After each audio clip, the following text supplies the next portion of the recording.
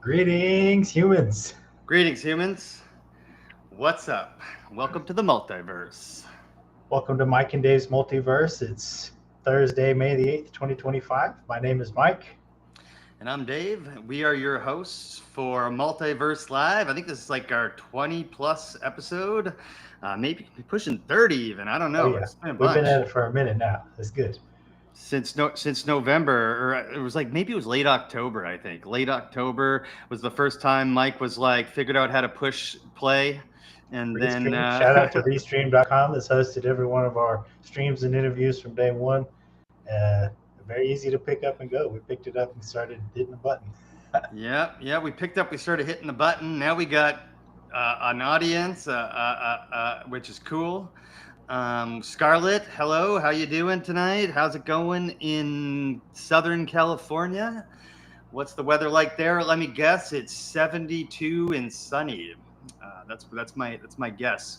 You think I'm close, Mike? I bet you're close. Shoot. It's about 82 and sunny over here, so it can't be that far off.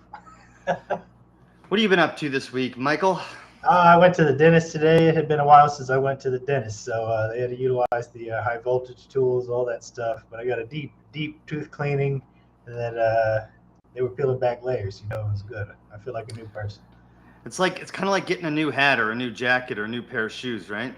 Oh yeah. I feel like a new man. Speaking of which, I got a new pair of shoes today, so that's good. Nice. I got some news though, some terrible news. My St. Louis Blues got eliminated in Game 7, double overtime.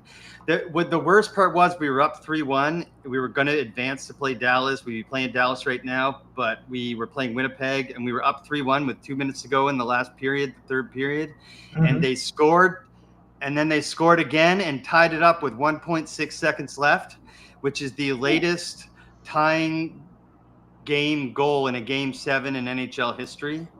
Wow. And then we ended up losing. Me, all my brothers, both my brothers and my dad were all watching. The funny part was that, I put in our group chat, I said, somehow I feel responsible. And then my dad's like, no, it was definitely me. I was like, what did you do, Dad? He's like, I just know it was me. And then my brother Will's like, no, it was actually my friend's fault. And then he sent us a screenshot of his phone, and it was like, his friend basically saying, "Hey, it's over, congratulations." And my brother was like, "Shut up, don't say anything." And then, so he jinxed us, man. He jinxed us. With 1.7 seconds, that's incredible. Yeah. I was wondering, Mike, though, did you know that we're about to have some competition? Competition. Didn't know that. Wanted to say hi, Yeah. Mom. Thanks for joining the show today. Sorry, comment. Hey, Mom, in Humble, Texas. How are you? Competition. Yeah. What's We're that going to have about? some competition. Well, the word on the street is the Institute for Natural Philosophy is going to be sponsoring a two-woman podcast. And they've already picked their team, and they're just working out names and stuff like that. And they're about to get cracking. So what do you think about that? Hey, we need more people in the space. We were inspired to join the space by other podcasters who literally said there's room at the table for anyone that likes to do this stuff. So come on, come aboard. Yeah. Totally agree. I love the idea of two women doing, similar topics that we do. And I'm excited for what they come up with. So, should be interesting. It's always cool to hear from the Institute for Natural Philosophy. Shout out to Ricardo. And we look forward to collaborating with the new podcast. For sure. In fact, they already said we could come on the show. So we'll have to have them on as well. And shout out to Steve Wilbur, if you're watching, of Institute for Natural Philosophy as well. You're the man. Man, it's May 8th. Something's coming up in 3 weeks. It's Thursday. In 3 weeks, we'll be there. The desert. We're going to Palm Springs, California for the biggest UFO conference west of the Rocky Mountains, west of the Mississippi River. I don't know what else. The biggest one there is this summer. And we're going to be there having a good time, getting to meet some people, trying to spot federal agents that are undercover, all the above. Yeah, we've asked a handful of people, give us some advice, and they were basically like, it's going to be really, really hot. And I'm like, that's not advice. I guess it is. I don't know. I guess it's a forewarning. Well, fortunately, the hotel across the street from the event was a lot more affordable and not sold out. The right. It was completely sold out too. Help make our minds up. But we'll go from air conditioned to air conditioned. If we get across the street and hang out at the conference hotel the rest of the day, I think we'll be all right. Yeah, I agree. I'm really looking forward to it. I've never been to a UFO conference. Looking forward to the social aspect. Looking forward to the speakers. Looking forward to meeting Yvonne Smith, the trauma. She does what's it called, Mike? I'm brain Hypnotherapy. Hypnotic regression for people who have experienced UFO encounters. Yeah. And we actually interviewed her for the show, for our show, and that's going to be coming out next Friday. So look forward to Yvonne Smith dropping next Friday. And then also in a month and some change, we got something else. Cosmic Summit. Stayed a little closer to the East Coast, where Dave and I are based out from. We live in Georgia, and we'll be driving up to North Carolina for the Cosmic Summit to learn all about ancient history, ancient mythology, human origins, history of planet Earth. It'll be a fun event. It will be a fun event, and apparently we are featured guests. We're not entirely sure what that means, but I think it just means that we're a podcast that supports the show, and we're going to the event. So maybe we'll get a little behind the scenes access. Brittany, our producer, is going to be there, so she's going to be getting some good shots and some good pictures of us. Hopefully we get some video and bring back some content, some stories for you guys, that kind of thing. Now, we're certainly going to be meeting people to bring on the show everywhere we go. But Dave and I are kind of looking forward to going to Contact in the Desert is really just attendees to try to enjoy all the speakers and everything. Mm-hmm. We'll be bringing the cameras to Cosmic Summit, though. We'll be shooting footage, and we'll definitely be trying to talk with everybody that we can that week. For sure. And I'm glad you pointed that out, Mike, because we are definitely spending a bunch of money this year to go to these conferences for our own fun, of course, but also to get some guests for the show, meet and greet and recruit and network and that kind of thing. So I'm looking forward to it. which in the grand scheme is not too extravagant. We set in our budget for the podcast at the beginning of the Not year, really, yeah. and we were basically like, look, we can reasonably afford to go to these two conferences. We were already going to go to Cosmic Summit, so let's pick another one on a slightly different topic, location, and then maybe next year, maybe this can segue into sponsors and supportments. Maybe next year we can afford to go on a big trip to Göbekli Tepe or something. Yes, that's what I'm thinking. Göbekli Tepe, Egypt, something like that. Let's go into support the show right now before I do a little weekly joy segment. There's several ways to support the show, starting for free by simply subscribing, clicking like on whatever video you like and on whatever platform you like, on Spotify, YouTube, Rumble, Facebook, X. All that's a free way to help boost our views and get us in front of other people. Yeah, and if you see a post we like on one of those platforms, go ahead and share it with your friends. We appreciate that. We've also got a Buy Me a Coffee, which is essentially just you can sign up as a month. You can just do one donation. It could be $1. You can sign up as a monthly subscriber, which we have 2 of, by the way. And I just wanted to, I just have so much humbleness and gratitude for the 2 people that subscribe to our channel so far. It just blows me away. I can't believe it.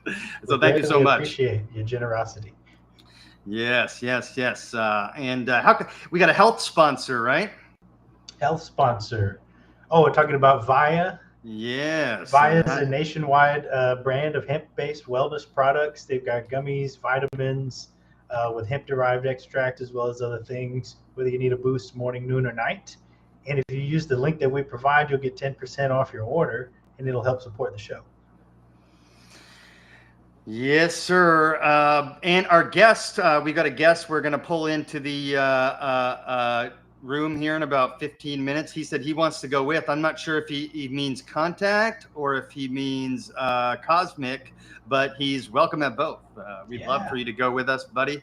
And I just want to say, too, we had 2 guests for tonight. We had Mr. Noah Daly, a journalist who's been published in Rolling Stones and Daily Wire and does a lot of work on psychedelics. He's an MIT grad. We were super pumped to have him, but something came up, and we're going to work out another time or day, either have him live or do an interview. But we still got our good friend Adam, veteran of the show, Adam Butler from DMT Field Guide, which is another way to support the show, is our book of the month.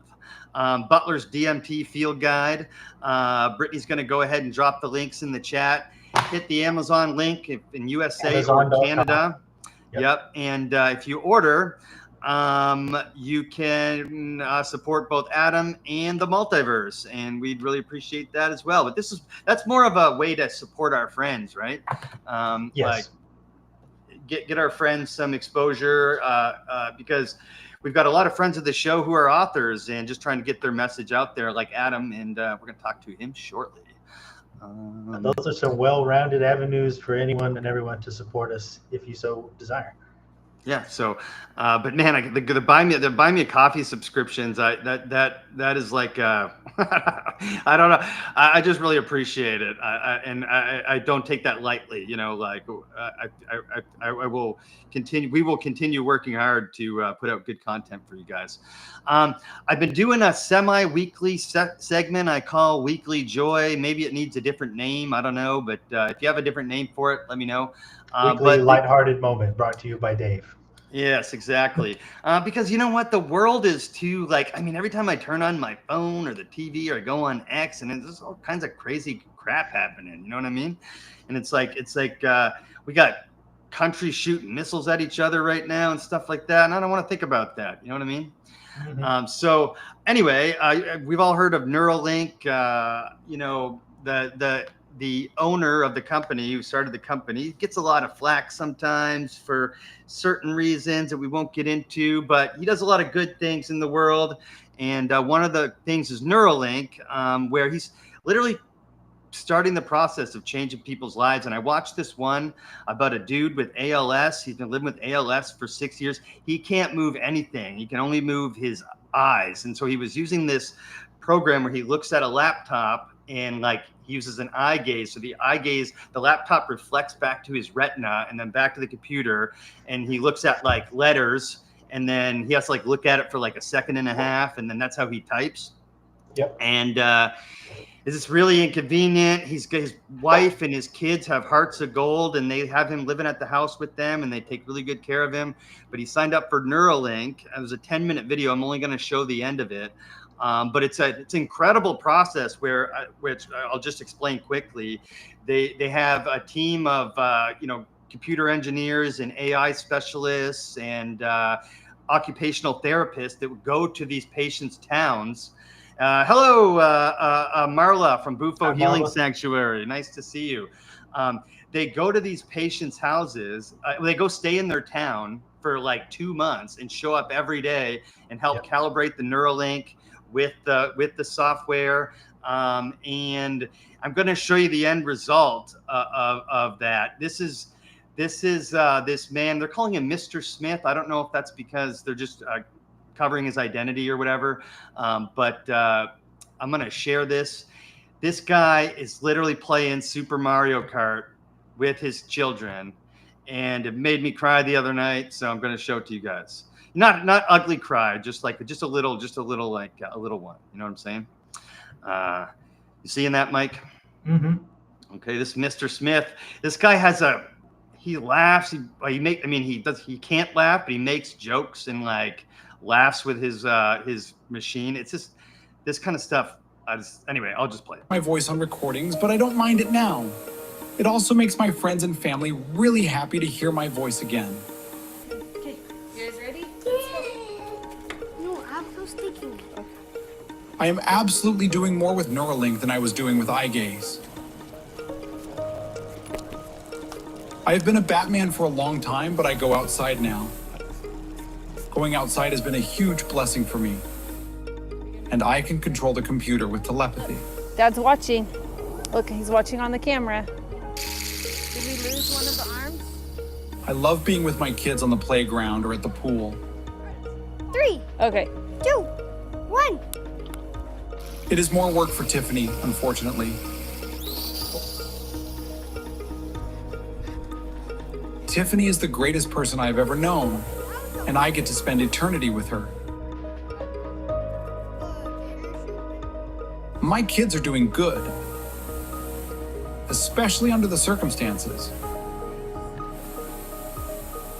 Life is good. Right. Are you gonna play Abby? Yeah. Abigail needs to be Mario. Abigail green. Dad, Oh, you Dad. are too. You want to do the normal one? Okay, Yeah. let's go. Dad's moving. Dad's in 6 right now. You're welcome, Dad. Edison and I won. yeah, you won. You won. And You did made it to the end. You made it Good to the job. next race. Abigail, you are cute. Oh, thank you, Dad. Oh, thank you, Dad.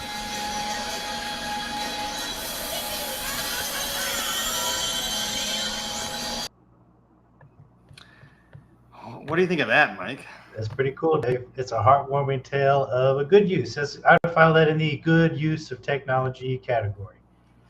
Me too. I will say there's things about Neuralink that scare the crap out of me, but I'm not going to ruin that by. I wasn't going to say that either, because I don't mean to subtract from that the joy that their family is sharing. I think that's very important. I agree. The implications of the technology in general are very serious, and people should always consider that. For sure. But yeah, weekly lighthearted move. Yeah. Yeah. We've got who's dropping tomorrow, Mike. We got a Humans of the Multiverse dropping tomorrow. Michael Roca, Middleverse creator. Yeah, the Middleverse creator. This guy created a. He's an artist. Michael Roca is a Portuguese artist who Dave and I had the pleasure of interviewing, and we had a great chat talking about everything about Michael's life. We showed a lot of his artwork from his website during the interview. So if you're into any type of fantasy creation type, he's got books and art books, and you're really going to enjoy this episode. Yeah, for sure. And he's soon the first novel, basically with the scope of like Lord of the Rings and Narnia and all that stuff combined, is coming out. He's got like a 10 series novel plan that he's working on. And I'm going to show you guys a quick short that I made of our interview with him. So let's check it out. Boom. Hopefully I don't screw this up, and go. Oh, we're hold on. The story, I had to write the thousands of years of history that came before that story.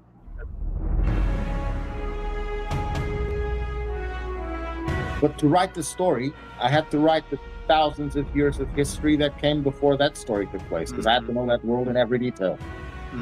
And then when I finished the book, there was so much stuff left out that a good friend of mine from England, he said, "Look, why don't you put those as appendices, like Tolkien did?" Yeah, exactly, like Tolkien did. I don't remember him mentioning, but yeah, like Tolkien did.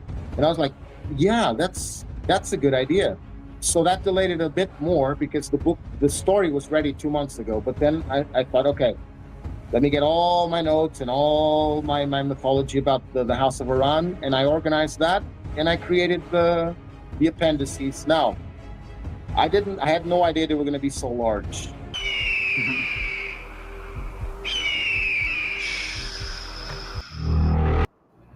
So I'm pretty pumped about that, because Very cool. I haven't like read for pleasure since grad school. Not a lot anyway, like mostly just nonfiction.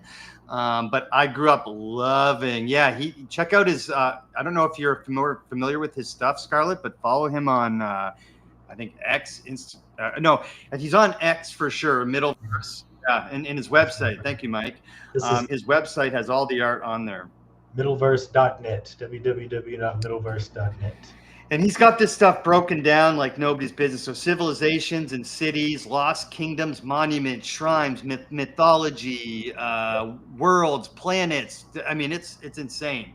So I'm going to read this because I deserve it. That's why I deserve to read something for pleasure.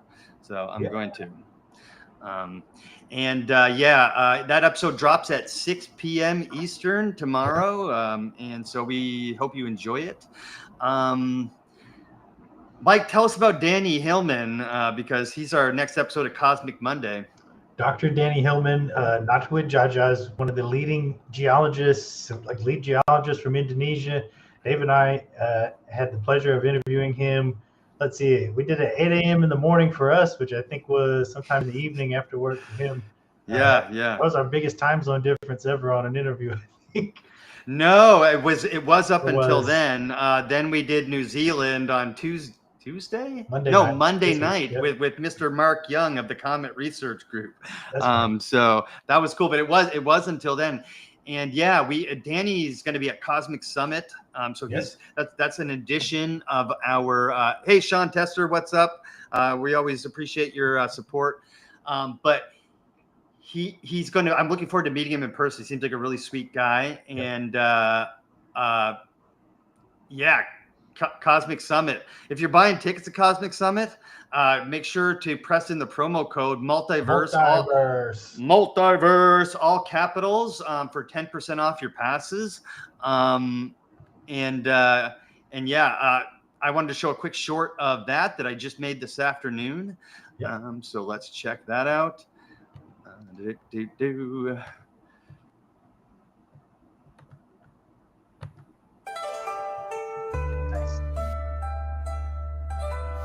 This new realm then led me to explore the Gunung Padang site in West Java.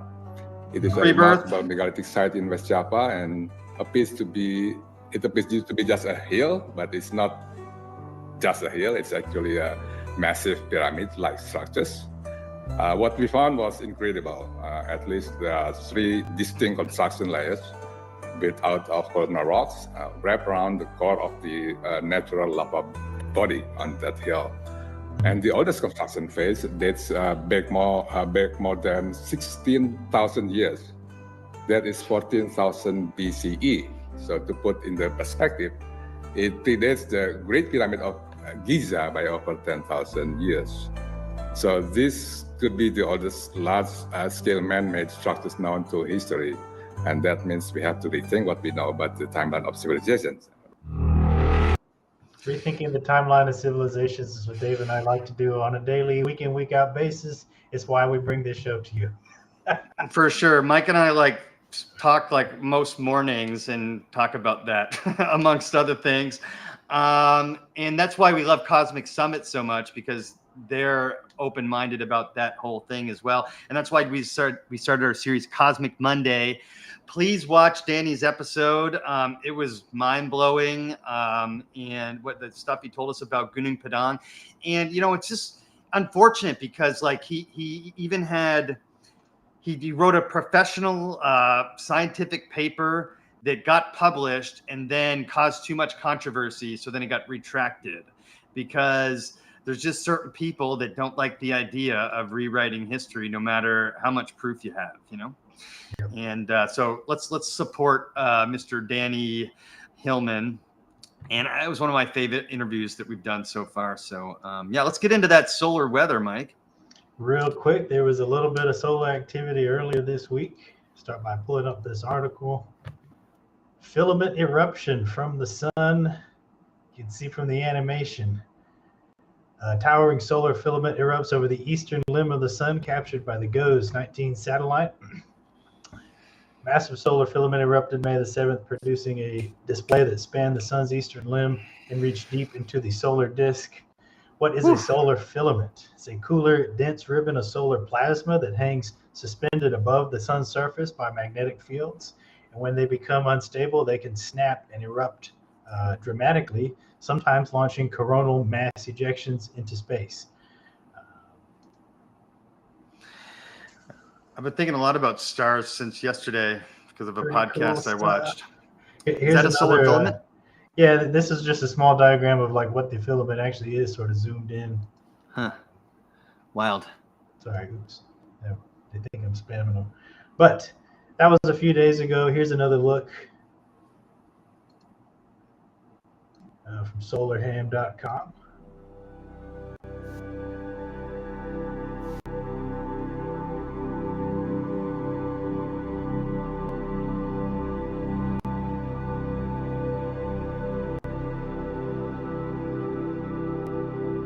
Gorgeous. Really obvious in that one. Pretty nifty. So we always like to keep eyes on the sun. This was a couple of days ago. However, the last 24 hours has been quiet. That filament was facing us. There's a small coronal hole facing us, but no activity to note. Geomagnetic activity is quiet for now. I did read that I think it was that flare that caused some pretty southerly auroras this week, but I didn't get a chance to look up any pictures. But I've been thinking a lot about stars since yesterday because I got my mind blown on an episode of Lex Friedman's podcast. I can't remember the name of the Brittany, if you could look it up, Lex Friedman podcast, his most recent guest, because I'd like to shout her out. She's an astrophysicist, specialized in black holes, wormholes, that kind of thing. I like abstract thinking, scientific thinking like that, because it takes me away from real life sometimes. So anyway, but we also like to keep an eye on the solar system. Thank you, Brittany. Yana Levin is her name. And check out that episode of Lex Friedman podcast. Lex Friedman is one of my favorite podcasts, if not my favorite podcast. So check him out. But yeah, we like to keep an eye on the rest of the solar system too. Yep. And did you know that they found an imposter planet 9 potentially, Mike? Woohoo! Let's go. Yeah, I still respect Pluto. I still respect the old ways. Pluto is always going to be a little planetoid in my mind. But I understand there's discussion of other things flying around out there. Yeah, and I just wanted to shout out Pluto up there if you're watching us, because I miss you and I will always consider you a planet, and we still love you down here on Earth. Don't let those scientists tell you if you can be a planet or not. Pluto, if you want to be a planet, you're a planet, my friend. And so anyway, I just had that Pluto's a planet. I don't care what anybody says. But I will tell you the reason why they got rid of him as a planet, or her, because it does not meet all the 3 criteria for a planet. It orbits the sun and is spherical, but it does not clear its orbit of other objects, as it resides in the Kuiper belt, and there's many similar bodies. I don't care. Planet. And I just wanted to show one more article before we bring our good friend Adam Butler in the room. Yep. This is from Popular Mechanics. Astronomers have found a prime candidate for the elusive Planet 9. You guys may have heard of. Anybody in the chat ever heard of Nibiru? I'm a big Nibiru fan. It's one of the best Planet 9s out there, and it's coming back. It's coming back closer than ever before, and things are going to get real weird, just like it did the other time. Shout out to Zachariah Sitchin for being an entertaining writer, if not perhaps an exactly type of factual. Rebirth. Tyrone's ears are bleeding right now. I just said entertaining, but not perhaps factual. That's straight up. I don't even know any Zachariah Sitchin books, but I understand where he fits in the mythos of things. I love the Zachariah Sitchin Nibiru stuff. I love Ancient Aliens. I love all that shit. But yeah, Tyrone would tell you that there's an ancient historical context of Nibiru from Babylonian astronomy. And Nibiru is an Akkadian term for crossing or point of transition. It was associated with celestial events, often linked to the planet Jupiter, the god Marduk. It could refer to a star, constellation, or a point in the sky, such as the equinox, and was mentioned in texts like the Enuma Elish as a marker in the heavens. Tyrone, if you're still watching, correct me or drop us some more knowledge in the chat on Nibiru. But Zachariah Sitchin started a contemporary conspiracy theory that Nibiru is supposed to be a massive planet or brown dwarf, also called Planet X, alleged to have highly elliptical orbit that brings it closer to Earth every 3,600 years, causing catastrophic events. And there's no good evidence of that at all, but I just wanted to point that out. And next, I'm going to quickly share the Tyrone. But Tyrone, are you not proud of me, though? We definitely pulled out the historical context before we did that, and I just hope you're proud of us. Here's an article from Popular Mechanics quickly. Astronomers have found the prime candidate for elusive Planet 9. Scientists examined infrared space surveys to narrow down candidates for Planet 9. Planet 9 would be so far from the sun that it's just not illuminated by much sunlight. The 2 space surveys conducted 23 years apart could show how secret planets orbit. So, clickbait, Mike, what do you think? I'm kind of leaning towards yes, because this is not the first nor last candidate. It's a candidate. We're looking. That's good that we're looking. Yeah, you know what that makes me think about, though? If we don't know shit, sorry, Mike's mom, but we don't know anything about the solar system if we don't know there's a massive planet orbiting the sun, right? Hey, speaking of something that we also just learned is in the now stepping out a little bit from the solar system, but still in the galaxy. Shout out to my Aunt Sissy for sending me this article. Discovery of a molecular cloud named EOS. This is a brand new discovery. Astronomers have discovered the closest known molecular cloud to Earth, giving them a rare close-up view of the cosmic recycling of matter that fuels the creation of new stars and planets. It is located just 300 light years away from Earth and is roughly 100 light years wide, spanning the equivalent of about 40 meters lined up side by side. Wow. It was completely unknown up until now, yeah. I think this video is silent, but I'll let it play for a moment. All righty. Hang tight there, Adam. We're almost ready for you. Yeah, this was the last article I had. I'm going to pull up one more because Tyrone showed it, and I appreciate that, but So This is EOS wild, dude. is a crescent-shaped molecular cloud 300 light years away from our solar system, residing at the edge of the local bubble. The local bubble is a huge cavity in space that is filled with gas and is about 1,000 light years across. So EOS is really big. It's made of gas and dust and is about 3,000 times as massive as the sun. So even though it's just a cloud and is very spread out, over 3,000 times the mass of the sun. Jeez, a cloud? Yep. And now, just like clouds on Earth are ephemeral, they form and then disperse.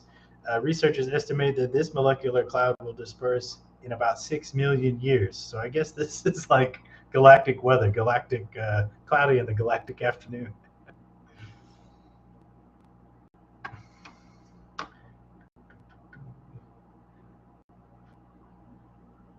And that's about what I had for that. So yeah, that whole video was on silent. I was reading off the other article.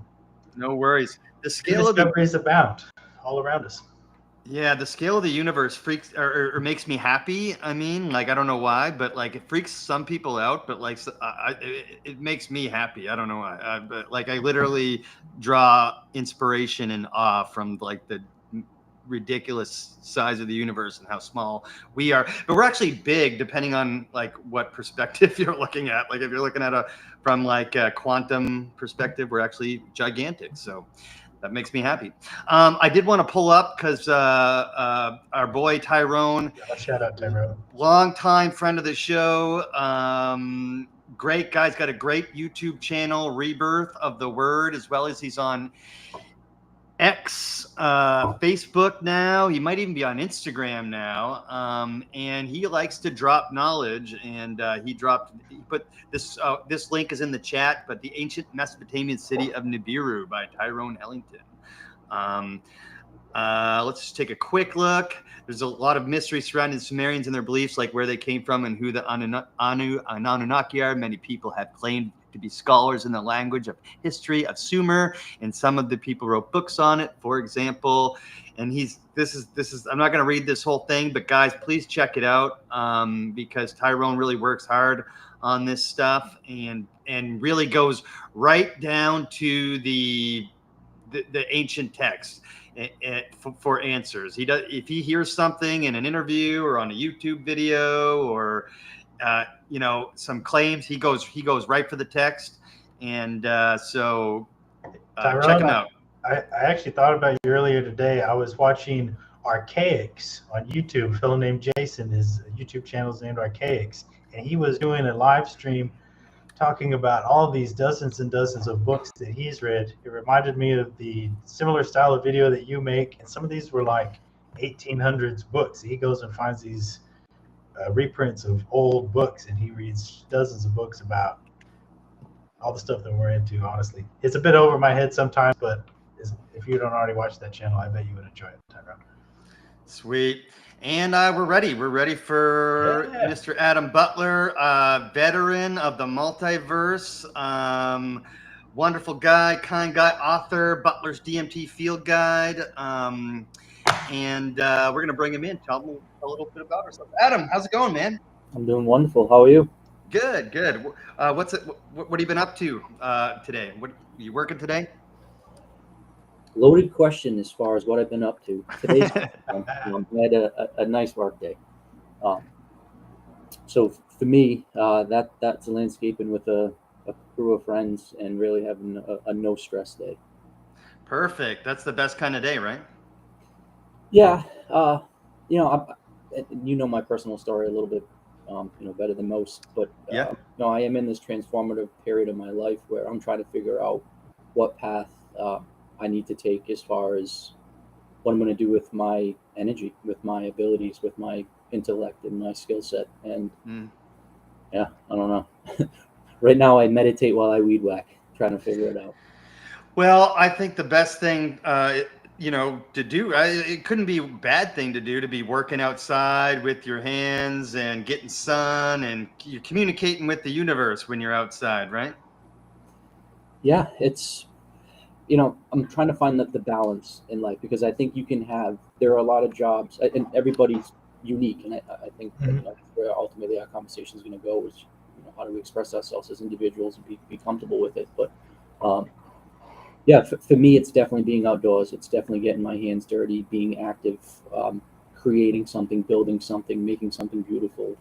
You know, it went from before I had all of the financial wealth where I was making $1,000 a day to now I work for around $20 an hour. So it's a big difference in pay scale, but I wouldn't change it for the world because of, so the larger question, what else is going on?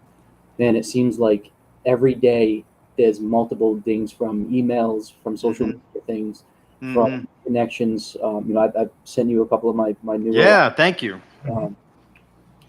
Some really, really heartfelt messages. I did a podcast last night with a fellow gentleman that I'd definitely like to connect you guys with him as well. And really just a bunch of misfits kind of finding their island to resonate with. But and I say that with love and respect to a large group of people that may be looking for help or a friend or somebody just to treat them like a human. And psychedelics aside, and I appreciate actually really put my book of the month and you're welcome. My story and my really pretty insane exploration of psychedelics and DMT in particular. But I'm very aware that psychedelics in general and DMT is definitely not for everybody. It's a niche subject, and for some people, they may not have all that much interest in it. But the larger picture, which I think you invited me on to discuss today, which is bigger picture. How do we, as humans, navigate this complex, fucked up world with all the crap that's put on us? One of you mentioned you went to the dentist today and removed some plaque. I think we had an analogy last time about just the societal plaque that gets built up on people and how that can really. Yes. For me, it was psychedelics that blasted away that and allowed me to be my true inner beautiful self, that connection to divine source, whatever that may be for you. But yeah, that's what I'd like to share today is first, I guess, appreciation for what you guys are doing, because for me to be able to say that I'm friends with you two and connect you with people that I respect and resonate with that are trying to share the message, I really do believe that in weeks, months, years from now, collectively our voice is going to keep growing. And I appreciate the perspective that you guys are approaching it from, which is with humility, with the desire to educate, with the desire to help. So I appreciate the invite again, and again, what you guys are doing, because it's all the same. Somebody's going to listen to the words that you say, and it's going to keep them on this planet for another day. And that's not a bullshit statement. I believe that wholeheartedly, that you've already done it. So I appreciate that, man. People need community, right? And we need to be understood and accepted and loved. And sometimes it's hard to feel that. It's hard to find that with the societal plaque that you mentioned, and this stuff that gets built up from TV and trauma and stuff in our food and stuff that's basically forced upon us without us even realizing it from a young age. And next thing you know, we're unhappy. We're like, what happened to you? And I was wondering, you already shared a full episode. Please go back and watch Adam's full episode, by the way, if you haven't already. But did you want to give us like a brief synopsis of how you got to here for those who don't know? How I fucked up my life completely and burnt everything to the ground. I did the same thing too, brother. So, but that's what allows me to smile the smile I'm doing now and radiate a true inner contentment and joy. So I guess my life kind of unfolded in my early 40s. So I'm going to be 45 this summer, and right around 40, I had my proverbial midlife crisis, and it unfolded over the course of about a year and a half, 2 years, with a bunch of events.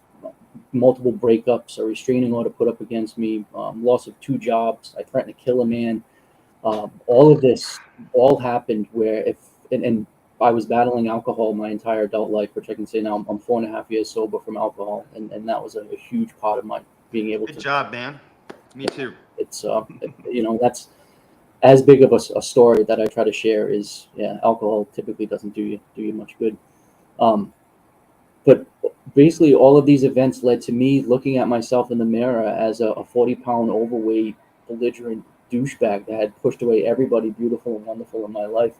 Now, I was the the wealthy rich kid from New England with college education and financial resources and parents and great grandparents and everything like that to support me, and I still found some way to completely destroy everything. And long story short, I got into a really dark mental place. I was contemplating taking my own life, and I spent months contemplating that, if I wanted to live on this planet or not. And psychedelics, DMT in particular, really was allowed me to have a complete change in perspective on how I view things. Now, I do want to say, psychedelics in general, they shine the spotlight on all of the shit that was going on in my life. So it's not like I've got it all figured out. But what I know now is that I'm not looking for external solutions to my internal issues. I know that I have the power to dictate what type of life and what type of energy I have around me, and just on a completely different path. And subsequently, now instead of being on the path of material wealth, seeking money, and kind of keeping up with the Joneses, my social circle and my inner circle now is just stocked full of amazing, beautiful, genuine, authentic people who are trying to help one another, which is way better than just trying to make a paycheck. Plus, you're also looking pretty fit right now instead of 40 pounds overweight, huh? Yeah, it's because you start, part of that self-knowledge and part of that looking within is you start loving yourself. And that's not in any kind of like seductive sexual way, but you really start, it's easy to get rid of alcohol. It's easy to get rid of fast food. It's easy to listen to your body when you need water or you have a headache or you need a nap. And probably, and I was saying this the other day because I actually had to do a role play scenario. I was doing this online training for suicide prevention, oddly enough, and I had to role play where I had to kind of show aggression and kind of be pissed off, and I got a flush of those chemicals, and my physiology changed and I hadn't felt that anger in years, and it was such a great realization to be like, man, I'm not anxious. I'm not stressed. I don't have road rage. I never raise my voice. I never get, there's very few things that piss me off. Certainly not the ignorance and stupidity of other people, which I think a lot of people, like if that's what sets you off and triggers you, I hate to tell you, that the world's full of assholes and ignorant and stupid people, and you just have to insulate yourself from that and only allow what you want to multiply around you. And so I think that's why I'm healthy, is because I don't have the darkness weighing me down physically or mentally or spiritually. Yeah, I like how you mentioned it gives you sort of clarity, like if you're thirsty, drink water. If you need to go outside, go outside. If you need to raise your heart rate you get some exercise, do it, right? But when you're weighed down by all that plaque, it's like you don't even remember to drink water half the time, Yeah, and that's not an understatement. That's people neglect themselves, and really what snapped me out of this, and I don't know if I mentioned this, is a simple line, but a buddy of mine equated my drinking to being allergic to peanut butter, and he was just like, Adam, he's like, you clearly can't handle this. Every time you consume alcohol, you're being hungover, you're acting like an asshole, like you get completely drunk. Somehow, some way, your body is just doesn't interact well with this. So stop interacting with it. Like if you found out that you were allergic to peanut butter and every time you ate it you were choking and almost dying, you wouldn't be like, well, I really like peanut butter, so screw it, I'm gonna do it every day. It's like, no. So not worth it. That was just kind of like, there's other ways of whatever. I'm the same way with alcohol, Adam. I was sober for 12 years. I messed around a little bit when I was in Scotland. I came home. Nothing bad happened. Then I came home and I did it a little bit more.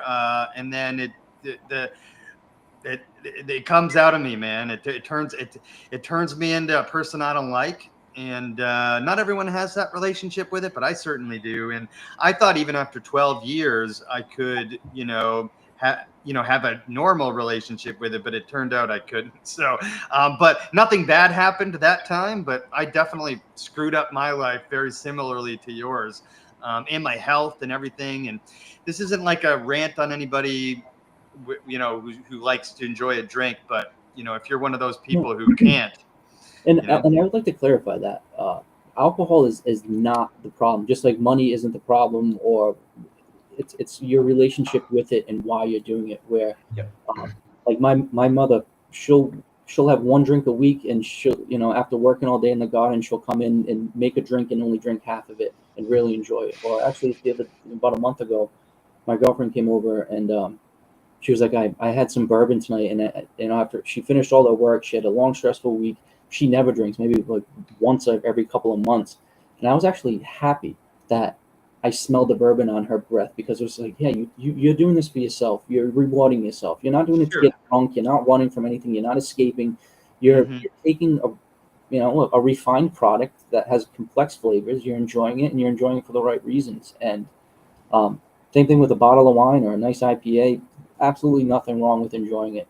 I didn't enjoy it. I was drinking 3 cups of bourbon in my morning coffee to start my workday, double IPAs at lunch, coming home and banging more, you know, cooking meals with stouts and drinking it while I'm making it. I mean, it was nonstop. It was disgusting. That's not healthy.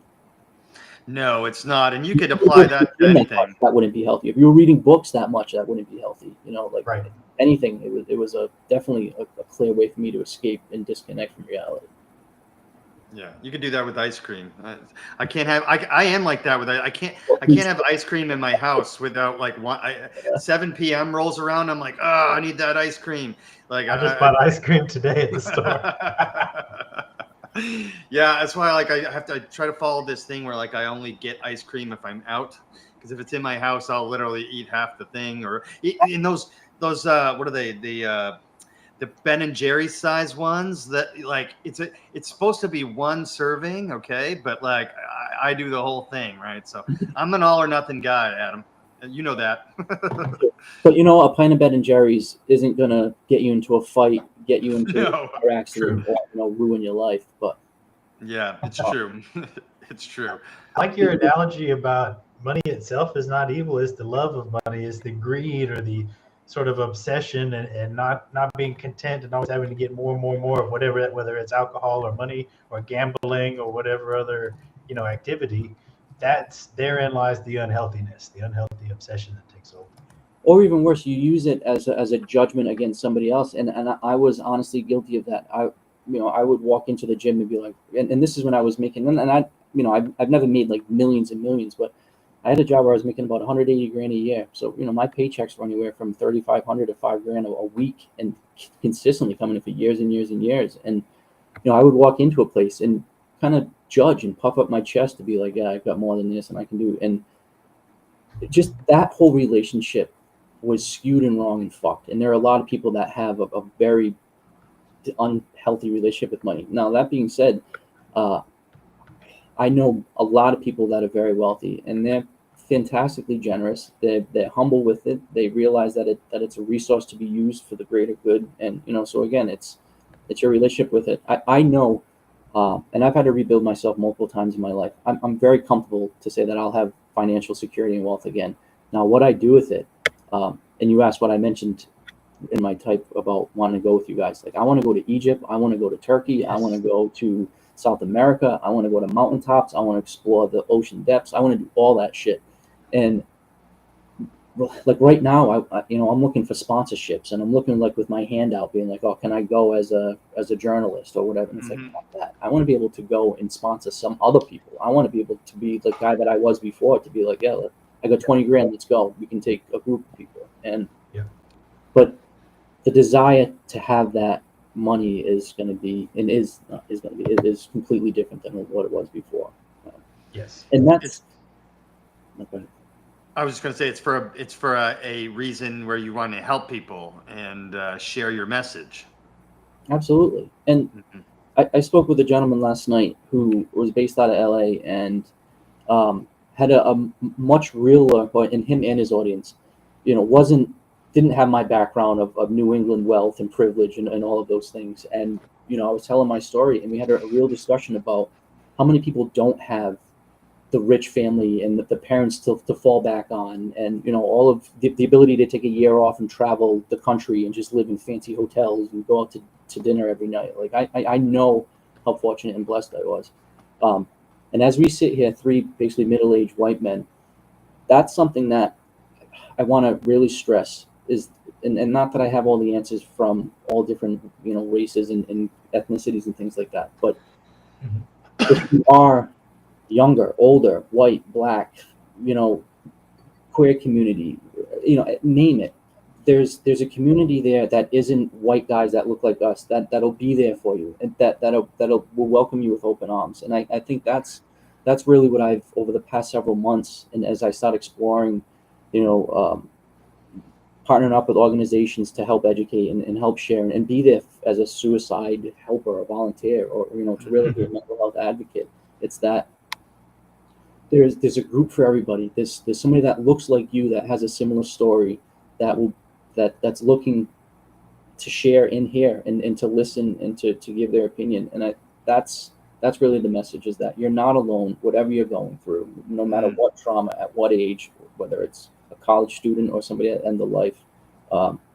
You don't have to sit there alone, depressed, sad, anxious, suicidal, drinking away. And I just got goosebumps saying that, because I did that for so many years of my fucking life, man. And you don't have to. You can live a happy, beautiful life. And if you're in that dark funk, there's ways of getting out. And again, stress, it doesn't have to be psychedelics or DMT. It can be whatever it is to look within. But it really pains me it pains me and it gives me hope when I hear how much trauma and pain people deal with, and that they keep within and they don't have an outlet for it. But it's so refreshing when you sit in a group, and I've been now, a live group where there's whatever, 15, 20, 30 people, and you give people the room to speak, to cry, to share themselves, and you authentically listen with the desire to help and understand. And man, the power that can happen in that room, and the connections and the healing that can happen is palpable, and it's awesome.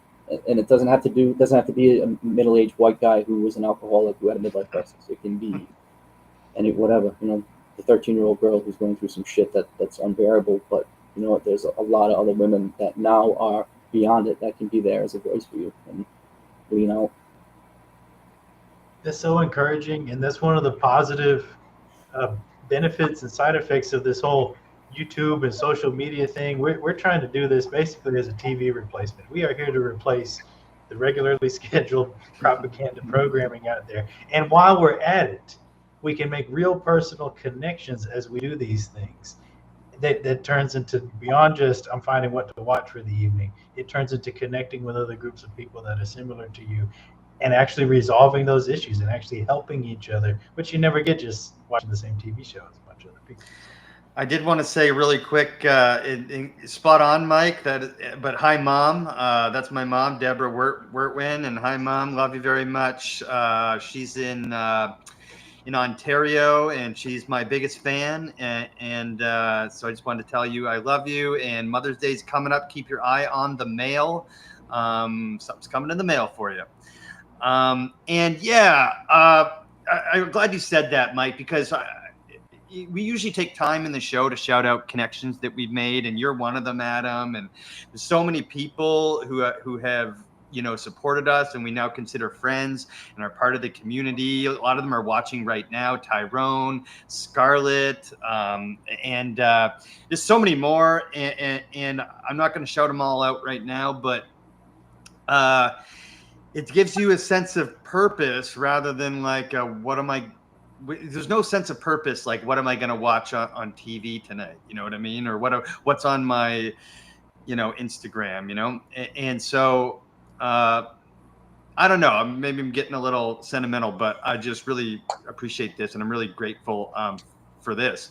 I wanted to ask Adam, so before we get into like psychedelics and stuff, we did want to point out that psychedelics aren't for everyone, and there's other ways to clean off this quote unquote plaque, right? Some of the ways I can think of are like just exercise, right? Exercise can do it. Nature. What do you guys think? Is there any ways? Also in the chat, is there any ways you guys like to healthy ways to cope? Can I just the basic that I think some people forget? The intention. What is your intention? Like what do you're not just gonna all of a sudden have this deep inner epiphany, or you're not gonna all of a sudden just start looking into your shadow unless you actively seek those answers. Because as humans, I think we're designed to suppress it. We're designed to stuff it in the back corner. We're designed in survival mode to not deal with the shit that typically we have to deal with. And I think, so we talk about shadow work. Carl Jung is somebody that you know obviously familiar with, and just that concept and many others. And kind of side note too, when you're talking about this new podcast that's coming out, and that you said you welcome the space and there's plenty of space for it, I agree, and I agree with what you're doing. This should replace TV, and there's a lot of shit and smut out there, but there's a lot of great content, and I think that's what we need to do is seek it out. And you said some of your guests, starting off with some of the stuff that the research he's doing. It's like, yeah, and then come up with your own mind. But the point would be, seek that out. And even if your life is great, and if you're not in a depressive funk, still to know that the biggest or the blessing of being a human is to really explore what this experience is, and to look within, and that's the best show out there. That's the best connection. There's so much going on inside to be explored, and once you get a taste of it, you'll understand. And you guys have got that taste, and it's like, yeah, now you're gonna explore it for the rest of your life. Yeah, for sure. I'm gonna be exploring a little bit of your world. You and I talked on the phone a few weeks back, and I got a couple things. So this is number one in relation to our guest that unfortunately couldn't be here today, but he wrote an article about something, and one of the things that psychedelics really there is starting to help. One community that it's really starting to help is veterans and active duty members with PTSD and trauma, like myself.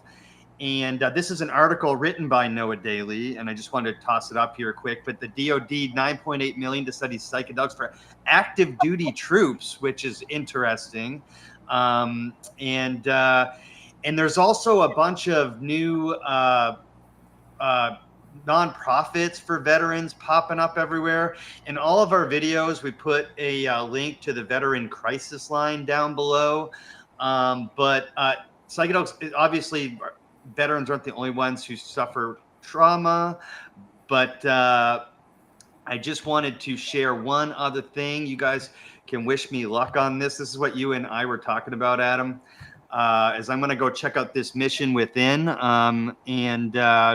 I mean, I've experienced some mushrooms and stuff just lightly, but that's my only experience with psychedelics. Did some LSD in high school, always in the wrong environment, like you're trying to use it as a party drug or something when you're 18, and it just never works out because it's not what it is, right? It's not. It's something that you're supposed to go within with, and so. I'm going to give this a try, Adam. I'm so excited for you. I'm so excited for you. And not to say that it's not going to be difficult, painful, and I'm sure you're going to have tears and a lot of shit you've got to purge, but no, I'm excited for you. And that's why, and I'm sure, Noah's going to be able to come by and have a talk with you, because I had the good fortune of actually listening to a speech he gave a few weeks back, and he's well educated in mental health, psychedelics. He's personally experienced it, but his area of expertise, I guess, would be ibogaine. And my understanding is that's the first round that you're going to be experiencing here. And correct. And he taught me a lot of new things just in that brief talk that he had, which is that ibogaine, just the way it interacts with the physiology of your body is very different from other psychedelics. The receptor sites are different, how it reacts. That it's a very visceral situation or experience, and that I believe, and maybe I don't want to butcher his quote, but he works a lot with veterans, and these people are trained to go through some of the most extreme situations and have put their bodies and their minds through stuff that most people can even comprehend. And I believe he said one of these true tough guys came back and was like, that was the most difficult thing that I've ever had to go through.